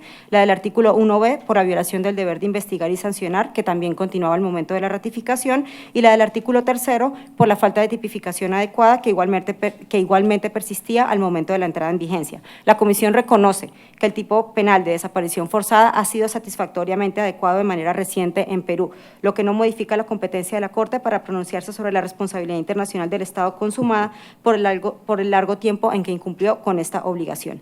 En cuanto a la Convención Interamericana para Prevenir y Sancionar la Tortura, la Comisión estableció su violación en el caso de Santiago Antezana Cueto como consecuencia del incumplimiento de la obligación de investigar los indicios de tortura en su contra, tomando en cuenta que, a diferencia de la desaparición forzada, esta violación sí es de ejecución instantánea. En ese sentido, la Comisión solicita que se desechen las 3 excepciones preliminares interpuestas por el Estado de Perú. En cuanto a la desaparición forzada de las 5 víctimas, la Comisión identifica que hay 2 líneas de argumentación por parte del Estado en este caso. La primera, en cuanto a Santiago Antezana Cueto, respecto de quien el Estado peruano plantea que la Corte no puede pronunciarse en virtud del principio de complementariedad, tomando en cuenta que a nivel interno se emitió una condena en la que se estableció que la víctima fue desaparecida forzadamente. Respecto de las demás víctimas, las 4 víctimas restantes, el Estado plantea una controversia distinta, que es más bien probatoria, y argumenta que las desapariciones no se encuentran acreditadas. Me voy a referir en primer lugar al primer argumento del Estado sobre el caso de Santiago Antezana Cueto y la invocación del principio de complementariedad. Me voy a referir a 2 puntos concretamente. En términos generales, sobre el principio de complementariedad, desde su temprana jurisprudencia, la Corte Interamericana ha indicado que la responsabilidad internacional del Estado se configura con el ilícito internacional y que dicha responsabilidad solo es exigible cuando el Estado ha tenido la oportunidad de resolver la situación en el ámbito interno. La Comisión ha sostenido que el principio de complementariedad puede tener diversas implicaciones a lo largo del trámite interamericano, siendo su manifestación primaria, precisamente, la regla del previo agotamiento de los recursos internos. Esto para permitirle a los Estados resolver las violaciones de derechos humanos antes de que sean conocidas por los órganos del sistema interamericano. Como se indicó, la Comisión admitió el caso de Santiago Antezana Cueto en el año 2012, tras constatar que los recursos internos habían sido ineficaces para ofrecer reparación y justicia por la desaparición forzada que inició en 1984. La condena invocada por el Estado quedó en firme en el año 2015, después del pronunciamiento de admisibilidad y 31 años después del inicio de ejecución de la desaparición forzada. El principio de complementariedad no equivale a retrotraer la competencia de los órganos del sistema interamericano en cualquier etapa del proceso, para evitar que estos se pronuncien sobre la responsabilidad internacional del Estado cada vez que se emita un fallo a nivel interno, incluso décadas después de que se cometió el ilícito internacional. Una interpretación en este sentido no solo crearía un clima de inseguridad jurídica sobre las reglas de competencia y admisibilidad del sistema de peticiones y casos, sino que convertiría en ilusoria la protección internacional para la cual fue concebido. El segundo comentario tiene que ver con la inaplicabilidad, en este caso, del antecedente del caso Tarazona respecto de Perú. El precedente de este caso no resulta aplicable en forma alguna al caso de Santiago Antezana Cueto. En primer lugar, porque el caso de Tarazona fue una muerte y este caso es una desaparición forzada que tiene carácter continuado y permanente. Es decir, en este caso, el ilícito internacional que el Estado peruano pretende que la Honorable Corte no establezca continúa cometiéndose al día de hoy, es decir, no ha cesado ante la falta de determinación del destino o paradero de la víctima. Este hecho por sí solo hace completamente inaplicable toda la argumentación respecto del caso Tarazona. En segundo lugar, porque el caso Tarazona tenía un único responsable y esa persona fue condenada y cumplió su pena. En ese caso, por la propia naturaleza de los hechos, en este caso del señor Santiago Antezana Cueto, resulta evidente que su desaparición forzada no pudo ocurrir por la acción de una única persona, siendo necesario que el Estado investigue a los demás responsables. Además, la condena no ha sido cumplida y los indicios de tortura no han sido esclarecidos ni sancionados. El monto pagado a la conviviente del señor Antezana Cueto equivale a $3.000 estadounidenses. Esto no se acerca ni mínimamente a los estándares interamericanos en casos de desaparición forzada, ni por daño material ni por daño inmaterial, ni constituye en forma alguna una reparación integral. De todas maneras, la Comisión destaca que la reparación que debe dar el Estado en el caso del señor Antezana Cueto, al igual que en los demás casos, debe ser de oficio ante la ocurrencia de la desaparición forzada de personas, con independencia de cuestiones procesales, como si se incorporó al Ministerio de Defensa como tercero civilmente responsable, situación que no puede condicionar una reparación que se desprende de la responsabilidad internacional del Estado y del artículo 63 de la Convención Americana de manera directa. En suma, respecto al caso del señor Antezana Cueto, el principio de complementariedad no tiene el alcance e implicaciones que pretende otorgar el Estado y el caso Tarazona, al ser sustancialmente distinto, no resulta aplicable. En cuanto a las desapariciones forzadas de Teresa Díaz Aparicio, Néstor Rojas Medina, Cori Clodolia Tenicela Tello y Wilfredo Terrones Silva, me voy a referir a la controversia del Estado que se basa principalmente en cuestiones probatorias. No me voy a referir en este punto al caso del señor Antezana Cueto porque entendemos que el Estado ha reconocido que existió una desaparición forzada de personas sin perjuicio de todo el debate sobre complementariedad al que me acabo de referir. La controversia principal del Estado sobre lo sucedido a estas 4 víctimas, como indicaba, es que no se encuentra probado que fue una desaparición forzada. La Comisión formulará unas observaciones generales sobre los estándares de prueba y utilización del contexto en este tipo de casos y posteriormente se indicarán los elementos de análisis a la luz de los elementos constitutivos de este ilícito internacional. Sobre los estándares de prueba en casos de desaparición forzada y el uso del contexto. Desde su primera sentencia, la Honorable Corte se refirió a la inexistencia de prueba tasada en el derecho internacional de los derechos humanos y a la validez del uso de prueba circunstancial, indicios y presunciones, siempre que de ellos puedan inferirse conclusiones consistentes sobre los hechos. Pero hay cierto tipo de violaciones de derechos humanos en los cuales el uso de esta prueba no solo es válido, sino necesario, siendo representativa la desaparición forzada. Toda la línea jurisprudencial de esta Corte sobre la materia es consistente en indicar que la prueba indiciaria o presuntiva es crucial en casos de desaparición forzada, cito, porque esta forma de represión se caracteriza por procurar la supresión de todo elemento que permita comprobar el secuestro, el paradero y la suerte de las víctimas, cierro la cita. Ahora bien, la mayoría de los casos de desaparición forzada que ha conocido esta Corte han estado asociados a contextos particulares que incluyen graves violaciones de derechos humanos cometidas en regímenes represivos de dictaduras militares o en el marco de la lucha antisubversiva en conflictos armados. En todos estos casos se ha analizado, 1, si efectivamente existe un contexto relevante y 2, si existe un nexo entre dicho contexto y la información disponible sobre lo sucedido a la víctima. En el establecimiento de este nexo es que la prueba indiciaria ha sido relevante. Tomar en cuenta el contexto y vincular los hechos del caso a dicho contexto a través de prueba indiciaria y de prueba circunstancial no es equivalente, como plantea el Estado, a que se le esté atribuyendo responsabilidad al Estado exclusivamente con base en ese contexto. Y el tercer aspecto que analiza la Corte en este tipo de casos es la respuesta investigativa del Estado. Esta también puede tener implicaciones probatorias en asuntos de esta naturaleza, en los cuales existe un contexto particular, indicios que vinculan los hechos del caso a dicho contexto. En el caso más reciente sobre desaparición forzada, esto es el caso Vázquez Durán respecto de Ecuador, esta Corte fue muy clara en este punto, al indicar, cito textualmente, que concluir que los indicios no son suficientes para establecer que la víctima en ese caso fue desaparecida forzadamente, implicaría admitir el argumento del Estado de que no hay elementos probatorios en ese sentido, permitiendo al Estado ampararse de la negligencia e inefectividad de la investigación penal para sustraerse de su responsabilidad. Ahora, ¿cómo se analizaron los casos concretos que se traen en esta oportunidad a la Honorable Corte? En primer lugar, el contexto concreto en Perú.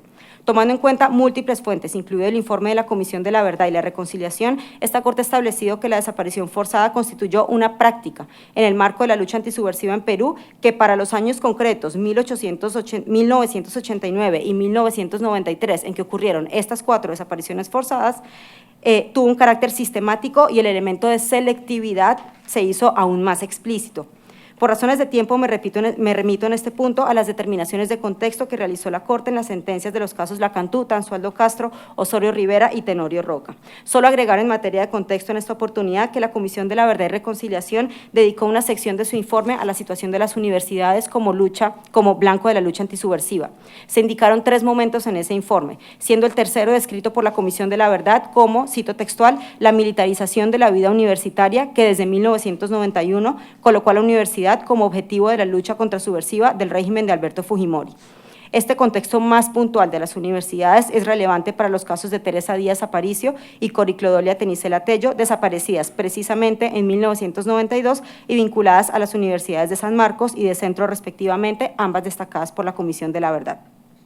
Ahora, ¿cómo se analizaron los elementos constitutivos de la desaparición forzada en los 4 casos controvertidos, tomando en cuenta dicho contexto? En el caso del señor Rojas Medina, Néstor Rojas Medina, para determinar que el 26 de enero de 1991 fue detenido por la Policía Nacional en la zona de Tocache, departamento de San Martín, la comisión tomó en cuenta los siguientes elementos que no son exclusivamente el contexto. La información que indica que en junio de 1992 el Ministerio Público comunicó a los familiares que el responsable de la detención sería el jefe de la comandancia de la Policía de Tocache. El testimonio de una persona que indica que Néstor Rojas Medina y otra persona fueron intervenidos por efectivos policiales mientras caminaban. Un oficio de 21 de marzo de 1991 del Senado al Ministerio Público informando que un senador se comunicó con el jefe de la comandancia de la Policía de Tocache, quien le confirmó que Néstor Rojas Medina fue entregado a las Fuerzas Armadas. El testimonio referencial de la madre, Marcelina Medina Negrón, quien dijo que recibió información de que fue detenido por policías y 8 días después trasladado a una base militar. Los testimonios de 2 tías que indicaron haber tomado conocimiento de una señora identificada por ellas sobre que Néstor Rojas Medina fue detenido por la policía, ante lo cual acudieron a la base militar, donde les informaron que sí estuvo allí. El análisis de la Defensoría del Pueblo, que concluyó que la prueba recabada apunta a la detención por parte de la policía, el traslado a la comisaría y el posterior traslado a la base militar.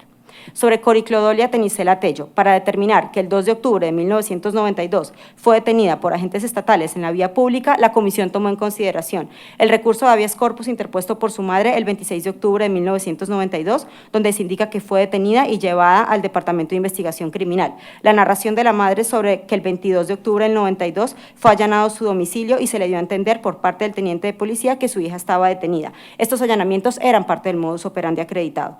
Un dictamen del Ministerio Público sobre el caso que en 2003 indica que habría sido detenida en la vía pública. El hecho de que Coriclodolia Tenicela Tello, a la fecha de su desaparición, era estudiante de la Universidad Nacional del Centro de Perú, lo que trae a colación el contexto al que ya me referí. El vínculo de este caso con el contexto fue referido por la primera Fiscalía Superior Penal, lo que le llevó a calificar los hechos como crímenes de lesa humanidad. Sobre Wilfredo Terrones Silva, la comisión determinó que fue visto por última vez el 26 de agosto de 1992. Para inferir la privación de libertad por parte de agentes estatales, tomó en cuenta los elementos de selectividad y sistematicidad que había adquirido la desaparición forzada para el año 1992, siendo relevantes. El perfil de la víctima como abogado democrático, que era reconocido y actuaba en defensa de personas procesadas por terrorismo. El hecho de que Wilfredo Terrones Silva estaba previamente individualizado por el aparato estatal como persona supuestamente vinculada a Sendero Luminoso, lo cual se encuentra acreditado por la detención previa. Y muy particularmente la entrevista dada por un exmiembro del Grupo Colina, en el cual describió los métodos de los crímenes contra presuntos terroristas, indicando que una de las personas arrojadas al mar fue el abogado democrático Wilfredo Terrones. Como es de conocimiento de esta Corte y está plasmado en sus sentencias, el Grupo Colina era, cito textualmente, un grupo adscrito al Servicio de Inteligencia Nacional que operaba con conocimiento de la Presidencia de la República y del Comando del Ejército y cumplía una política de Estado consistente en la identificación, el control y la eliminación de aquellas personas que se sospechaba pertenecían a los grupos insurgentes o eran contrarias al régimen del expresidente Alberto Fujimori. Cierro la cita. Sobre Teresa Díaz Aparicio, la comisión determinó que fue vista por última vez el 19 de agosto de 1992, cuando tras salir de su casa nunca llegó a su trabajo. Para inferir la privación de libertad por parte de agentes estatales, también tomó en cuenta los elementos de selectividad y sistematicidad que había adquirido la desaparición forzada para 1992, siendo relevantes también el perfil de la víctima como miembro de la Asociación de Docentes y de la Comisión de Atención Social y Legal de la Universidad Nacional de San Marcos, haciendo seguimiento precisamente a situación de estudiantes detenidos y docentes con procesos judiciales. Esta universidad fue una de las más afectadas por el contexto ya descrito. El testimonio de su hermano sobre que la víctima le expresó que se sentía vigilada por la policía. Antecedentes consistentes con el modus operandi que tienen que ver con la detención y allanamientos domiciliarios previos a la señora Teresa Díaz Aparicio en 1989. El parte informativo de la primera detención que evidencia que Teresa Díaz Aparicio estaba identificada por el aparato estatal como persona vinculada a Sendero Luminoso. El escrito del Ministerio Público que en 2009 determinó que existen indicios de que lo sucedido fue una desaparición forzada y el oficio del Ministerio Público dirigido al Ministerio de Justicia en 2013 indicando que la desaparición de Teresa Díaz Aparicio se produjo en el contexto citado. En su informe de fondo se detallan las demás razones por las cuales se consideró acreditado el segundo elemento constitutivo en todos los casos, esto es el encubrimiento o la negativa a reconocer la detención, y me remito al informe por razones de tiempo. Frente a esta multiplicidad y diversidad de elementos que tomados en su conjunto apuntan a la desaparición forzada, el Estado no ha esclarecido lo ocurrido a estas 4 víctimas ni ha establecido responsabilidad alguna. Aquí también es importante mencionar otro contexto acreditado por esta Corte en cuanto a que la práctica de desapariciones forzadas en Perú se vio favorecida por la situación generalizada de impunidad, de las graves violaciones de derechos humanos que existía entonces, propiciada y tolerada por la ausencia de garantías judiciales e ineficacia de las instituciones judiciales para afrontar las sistemáticas violaciones de los derechos humanos. Los esfuerzos más recientes del Estado no han logrado superar esa situación de impunidad respecto de estos 4 casos. Se concluye entonces que en cada uno de ellos existen elementos e indicios diversos y concretos que los vinculan a los detalles y características del contexto de la práctica sistemática de la desaparición forzada en Perú. En estas circunstancias, ante la situación de impunidad total y la falta de esclarecimiento judicial de los hechos al día de hoy, concluir que no se trató de desapariciones forzadas equivaldría, en palabras de la Corte, a permitirle al Estado ampararse de su ineficacia para evadir su responsabilidad internacional. Se me ha concluido el tiempo, señor presidente. Si me permitiera un minuto adicional para hacer un comentario sobre las reparaciones. Muchas gracias. Por escrito formularemos observaciones sobre las reparaciones. Quisiera destacar unas cuestiones de manera muy breve. En cuanto a los beneficiarios, efectivamente, respecto de la señora Teresa Díaz Aparicio, la representación ha confirmado que no hay ningún familiar que se encuentre vivo. Sin embargo, la comisión considera que, por la naturaleza de este caso, podría valorarse la posibilidad de que la indemnización que les correspondiera se incorporara al Fondo de Asistencia Legal. Sobre los familiares de Coriclodolia Tenicela Tello, la comisión considera que no es cierto que no se encuentren individualizados beneficiarios de reparaciones. Los familiares de esta víctima se encuentran indicados e individualizados en el informe de fondo de la Comisión Interamericana. Respecto de la búsqueda de las 5 víctimas en materia de reparaciones. Solamente destacar que toda la información presentada por el Estado sobre la Dirección de Búsqueda de Personas Desaparecidas no sería directamente aplicable a 4 de los 5 casos en este punto, y por lo tanto sería importante que la Corte tome en cuenta esa información al momento de establecer tanto la reparación sobre la búsqueda del paradero como las medidas de no repetición. Y por último, en materia de justicia, además de que la Honorable Corte disponga la medida de continuar investigando conforme a los estándares interamericanos, la Comisión considera importante que en su sentencia, tomando en cuenta que al menos 3 de estos casos tienen los elementos de sistematicidad y selectividad con indicios de vínculo del Grupo Colina, la Honorable Corte haga un llamado a que el derecho de gracia otorgado al expresidente Alberto Fujimori no se constituya un obstáculo para investigar la totalidad de las posibles responsabilidades en al menos 3 de estos casos. Gracias. Muchas gracias a la representante de la Comisión Interamericana de Derechos Humanos.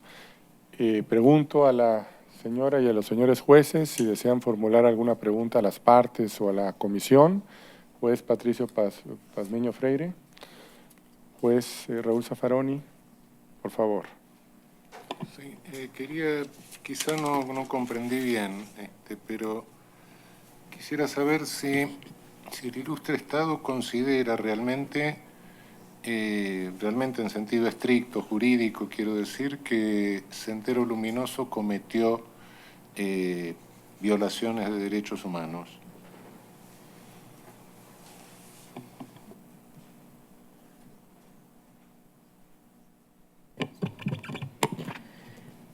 En respuesta a su pregunta, señor juez, debo remitirme a lo que el propio informe de la Comisión de la Verdad y Reconciliación concluyó en lo que tiene que ver con el conflicto armado interno que sufrió nuestro país. Y una de las principales conclusiones fue que efectivamente este grupo, Sendero Luminoso, fue el mayor perpetrador de este tipo de vulneraciones a los derechos fundamentales de las personas en este contexto. Y en eso nos ratificamos nosotros. Muchas gracias, juez Raúl Zaffaroni. Jueza Elizabeth Odio Benito. Juez Humberto Sierra Porto. Adelante. Sí, señor presidente.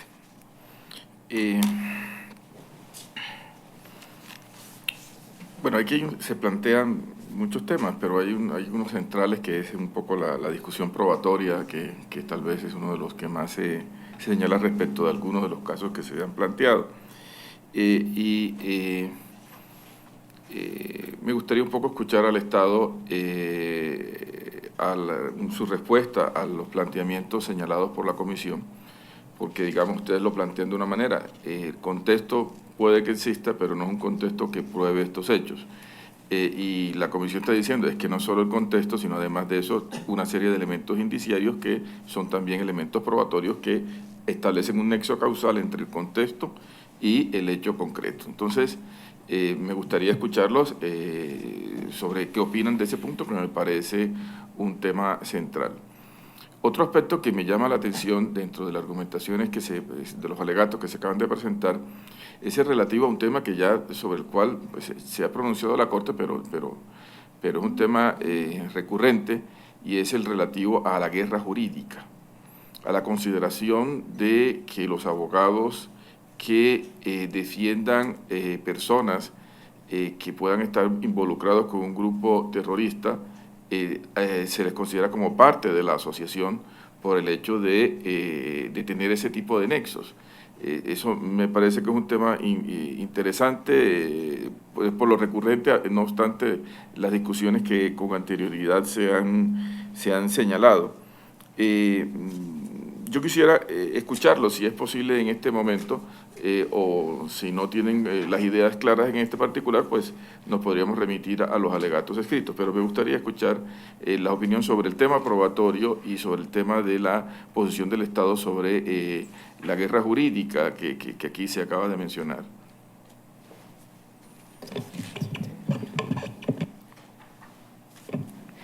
Gracias por su pregunta, señor juez. Con cargo a poder profundizar en los alcances y la respuesta a sus preguntas, que me parecen importantes e interesantes, yo podría hacer un adelanto en este momento, ¿no? Con cargo, como le digo, a poder un poco sustentar con mayor detalle lo que podría exponer en este momento.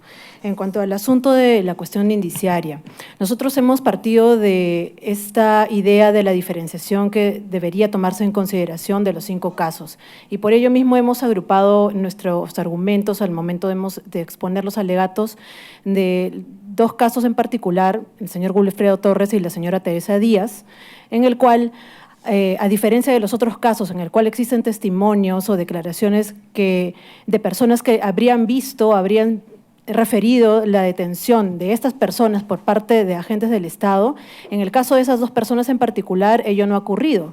Por eso es que el Estado hace énfasis especial respecto a esos 2 casos y pone su mirada en dichos casos en particular para poder presentar una duda razonable respecto de la desaparición de estas personas en su modalidad de desaparición forzada. Por eso también es que el Estado partió de este precedente de la misma Corte, en el cual hace la diferenciación la precisión de que no toda desaparición deviene en forzada. Para el Estado, respecto de esos 2 casos, es de aplicación ello y considera que el contexto no es suficiente para poder sustentar de manera suficiente que en los casos de esas 2 personas se habría producido una desaparición forzada. Y en ese punto, ¿perdón? Sobre este punto, ¿cuál sería la diferencia del alcance de la responsabilidad del Estado cuando es solo una desaparición que cuando es una desaparición forzada? ¿Cuál sería? ¿No habría responsabilidad en una y en otra sí? ¿Cómo lo visoran ustedes? La idea es partir de lo que nosotros partimos es primero en cómo se calificaría en todo caso el hecho que habría ocurrido. En cuanto al tema de si fue desaparición forzada o no, el Estado parte de estos elementos constitutivos. Como no se ha acreditado el tema de que fue primero detenido y por tanto si fue detenido no por fuerzas estatales, entonces deviene pues en débil el argumento para el Estado en cuanto al tema de que la persona fue detenida por un agente estatal o por su aquiescencia, con lo cual se cae la configuración o alguno de los elementos que deberían estar de forma concurrentes presentes para que se configure la desaparición forzada. Pero habría un deber de responsabilidad. Claro, sí. Sobre eso ya sería otro punto que tiene que ver ya con el asunto de la desaparición propia de la persona.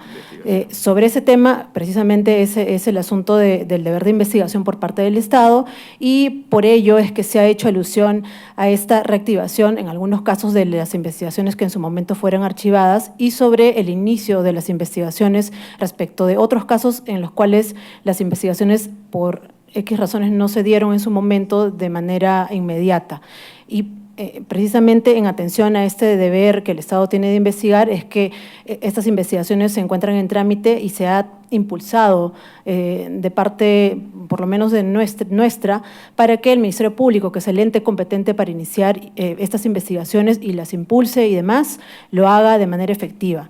Por eso es que hemos citado a nosotros como nuestra declarante, en este caso que fue por affidavit la fiscal, a cargo de varias de las investigaciones y no de todas, efectivamente no es de todas, pero sí de varias de ellas, para que dé cuenta acerca de los avances de estas investigaciones y las diligencias que se encuentran realizando, ¿no? Eso, como les comentaba en nuestra exposición, será debidamente aportada las pruebas o los documentos que se hayan emitido posteriormente al escrito de contestación de parte del Estado. Sobre este mismo punto, y antes de que se haga referencia al otro aspecto sobre guerra jurídica, un poco me gustaría escuchar por qué el Estado reitera, y como debe ser, su deber de continuar con este tipo de investigaciones, pero también respecto del alegato, de cuál es el límite hasta dentro del cual se puede reconocer o no responder el Estado internacionalmente por una investigación tardía. Estamos hablando de unos tiempos que involucran ya varias décadas. Entonces, ¿cómo argumentar que no hay responsabilidad del Estado por una oportuna investigación después de 30 años, después de 20 años, en este tipo de circunstancias? Entiendo que el Estado, y eso me parece necesario reconocerlo, el Estado reconoce su obligación de continuar con estas investigaciones y llevarlas adelante, pero ¿cómo internacionalmente no argumentar que ha habido una dificultad o que puede haber una negligencia en el hecho de no concluirlas oportunamente después de tanto tiempo? También con cargo a poder de alguna forma desarrollar con con más detalle ello. Lo que podría decir al respecto es de que, a ver, el deber de investigar efectivamente es el tema de la continuidad de la tramitación de las investigaciones y por otro lado está la cuestión del plazo razonable. Nosotros hemos hecho alusión a, digamos, la especial complejidad del caso y lo que ha dicho la misma fiscal en su declaración acerca de los obstáculos que ha tenido precisamente por el paso del tiempo.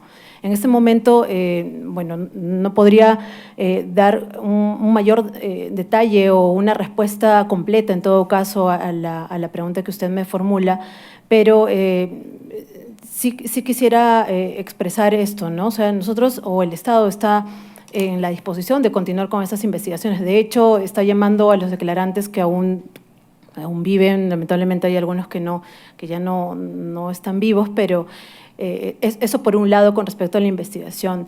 Y de otro lado está lo que para nosotros también es importante resaltar, que es la búsqueda de los restos de las personas, ¿no? O sea, que eso también tiene que ver con un carácter reparador, que es lo que se ha alegado y se ha repetido en varias oportunidades en esta audiencia de parte de las representaciones, y el Estado es consciente de ello. Por esto es que también se ha impulsado y se ha coordinado directamente con esa dirección para que pueda involucrarse en estos casos en particular y que considera de suma relevancia. Eso es lo que podría adelantar por ahora, con cargo a poderlo desarrollar con más detalle, como le digo, en nuestros alegatos de fondo escritos. Y sobre el segundo punto también podría decir lo mismo y también nos remitiremos a lo que es la base y lo han repetido en reiteradas oportunidades, también de una manera contextual, el informe final de la Comisión de la Verdad y Reconciliación. Ahí se habla de todo lo que habría ocurrido, lo que ocurrió efectivamente en nuestro país en el marco del conflicto armado interno. Se hace alusión a distintos órganos que tenía el Grupo Sendero Luminoso y entre ellos se hace alusión a este extremo, a este colectivo de personas que estaban de la mano actuando de manera paralela con estos grupos que ya había mencionado en la exposición, que era el Diario, que era un medio de difusión, el Grupo Socorro Popular y el costado también el tema de los abogados democráticos. Yo en este momento podría expresar ello, también con cargo, como le decía al inicio, de poder profundizar un poco en la preocupación que yo entiendo a qué es lo que se refiere, pero me parece que es más responsable de mi parte poder contar con otros elementos para poder sustentar la posición del Estado debidamente y no caer en un error involuntario de dar alguna afirmación en este momento de manera preliminar. Eso podría decir por ahora, señor juez. Muchas gracias. No sé si sobre particular quisiera pronunciarse por razones de equidad, tanto la comisión como los representantes sobre estos temas. Si lo tienen a bien, si no, lo podemos dejar para la… Sí. Muchas gracias, señor juez. Bueno, precisamente nosotros queremos señalar que en particular con el caso de Teresa Díaz Aparicio, esta dirección de búsqueda de personas desaparecidas, que dicho sea de paso, la representación también saluda que hay una institución que sea creada ante, valgan verdades, la ineficiencia del Ministerio Público para poder identificar, ubicar y entregar los restos de las víctimas de este conflicto armado interno. Estamos hablando, como el día de ayer se mencionó, de 1.500 restos que están todavía sin entregar bajo la ilusión de una falta de presupuesto. En el caso de Teresa Díaz Aparicio, pues no hay familiar sobreviviente. Entonces, lamentablemente no habría pues una forma de contrastar, digamos, con una prueba de ADN en la eventualidad de que se encuentren los restos de la víctima, ya que no hay algún familiar.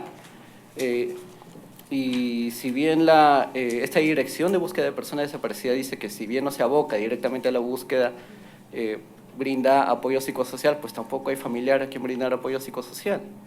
Entonces, es algo que pedimos respetuosamente a la Corte tome en consideración sobre este punto para analizar los temas de la afectación, no solo a la víctima en sí, sino que esta demora injustificada de una investigación seria y una búsqueda real de los restos de la víctima va más allá del caso concreto. Muchas gracias. Sí.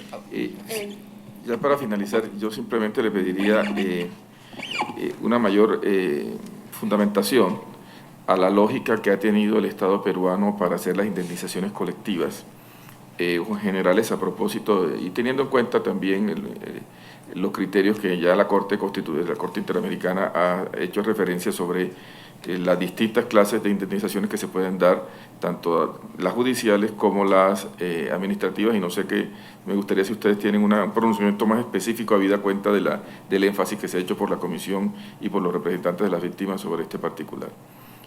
Hasta aquí, presidente. Muchas gracias. Muchas gracias, juez Sierra Porto. Juez Eduardo Biogrossi, adelante. Gracias, presidente.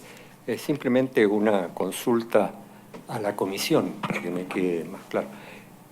Si no entendí mal, la representante de la comisión ha expresado en esta audiencia que espera que el indulto, solicita que el indulto otorgado al señor Fujimori no se constituya en un obstáculo en relación a estos casos.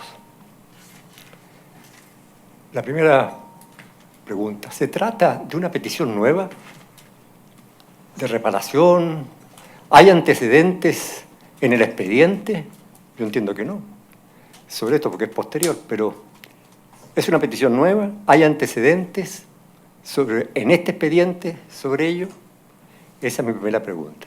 Y la segunda, si es efectivo lo que logré escribir, que dice que el indulto no se constituya en un obstáculo, o sea que puede ser que la alternativa que se constituya o no se constituya.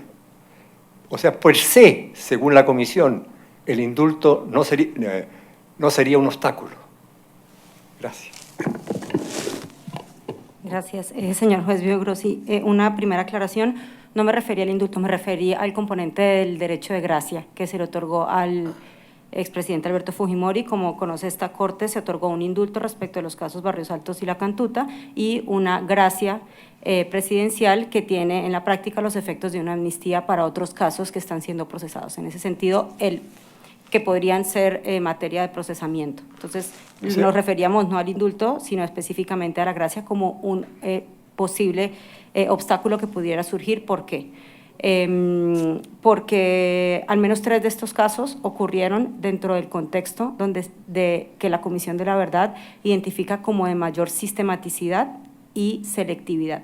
Uno de los elementos centrales de esa sistematicidad y selectividad fue el aparato de poder del Grupo Colina, que, como conoce esta honorable Corte, actuó con conocimiento y bajo el mando del expresidente Alberto Fujimori, y eso ha sido establecido por esta Corte en las sentencias, y fue la base de la condena también en el caso de La Cantuta. En ese sentido, al menos 3 de estos casos tienen esas características de sistematicidad y selectividad, y en uno de ellos un miembro del Grupo Colina dio una entrevista en la cual afirmó que el señor Wilfredo Terrones Silva había sido una de las personas que habían arrojado al mar dentro de los métodos que ellos utilizaban respecto de los crímenes. En ese sentido, creemos que en el expediente, ya ante la Corte, sí hay elementos que, mirando las investigaciones hacia el futuro, podrían…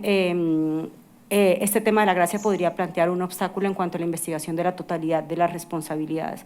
Por supuesto, se trata de un hecho superveniente. El derecho de gracia fue concedido en diciembre pasado. En ese sentido, fue después del sometimiento del caso ante la honorable Corte, y ha sido práctica de esta Corte al momento de fijar las reparaciones, evaluar los posibles obstáculos que pudieran surgir hacia el futuro respecto de las investigaciones, tomando en cuenta, pues obviamente, el contexto actual, porque lo que estamos mirando ahorita en términos de reparaciones son las investigaciones hacia el futuro y las perspectivas de efectividad de esas investigaciones. En ese sentido, al existir elementos de sistematicidad y selectividad en alguno de los casos, apareciendo el Grupo Colina posiblemente vinculado en uno de los casos directamente, y al haber tenido lugar con posterioridad al sometimiento del caso un derecho de gracia en el cual que podría obstaculizar posibles investigaciones hacia el futuro en las cuales pudiera aparecer el expresidente Alberto Fujimori vinculado, la Comisión considera que es un elemento para que la honorable Corte tome en cuenta como posibles obstáculos que pudieran surgir en el futuro y que sean de una vez abordados en la sentencia.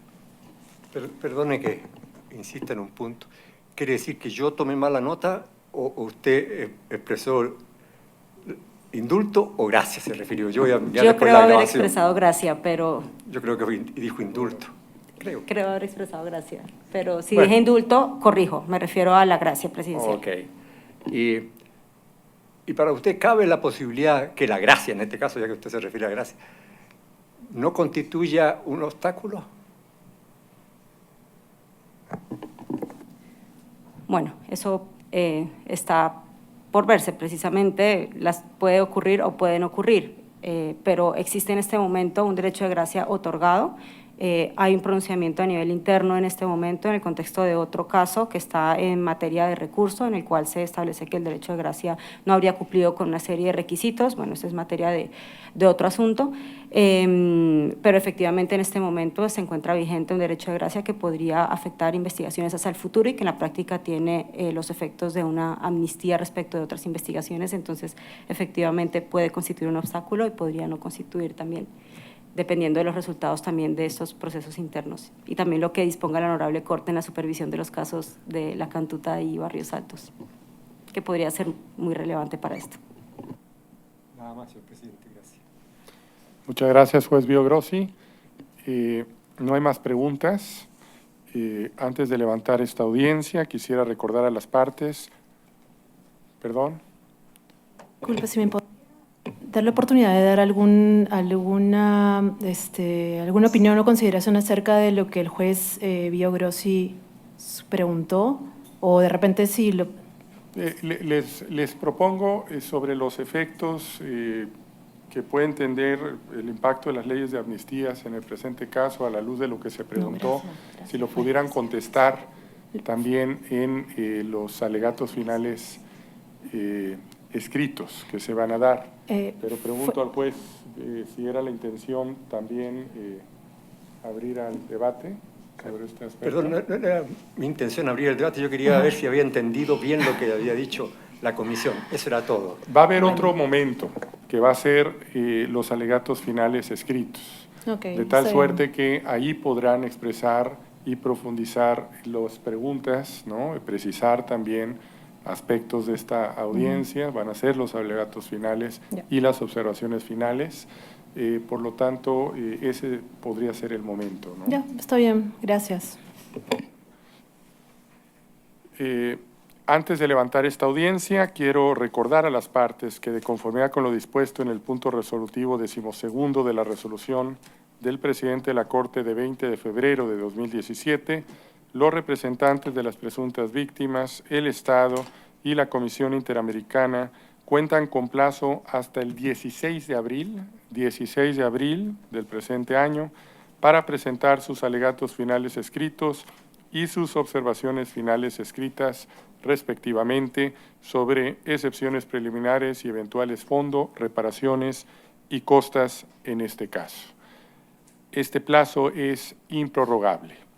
Finalmente, quiero agradecer una vez más a la representante de la Comisión Interamericana de Derechos Humanos, a las y los representantes de las presuntas víctimas, a la representación del ilustre Estado del Perú por su comparecencia y participación en esta audiencia.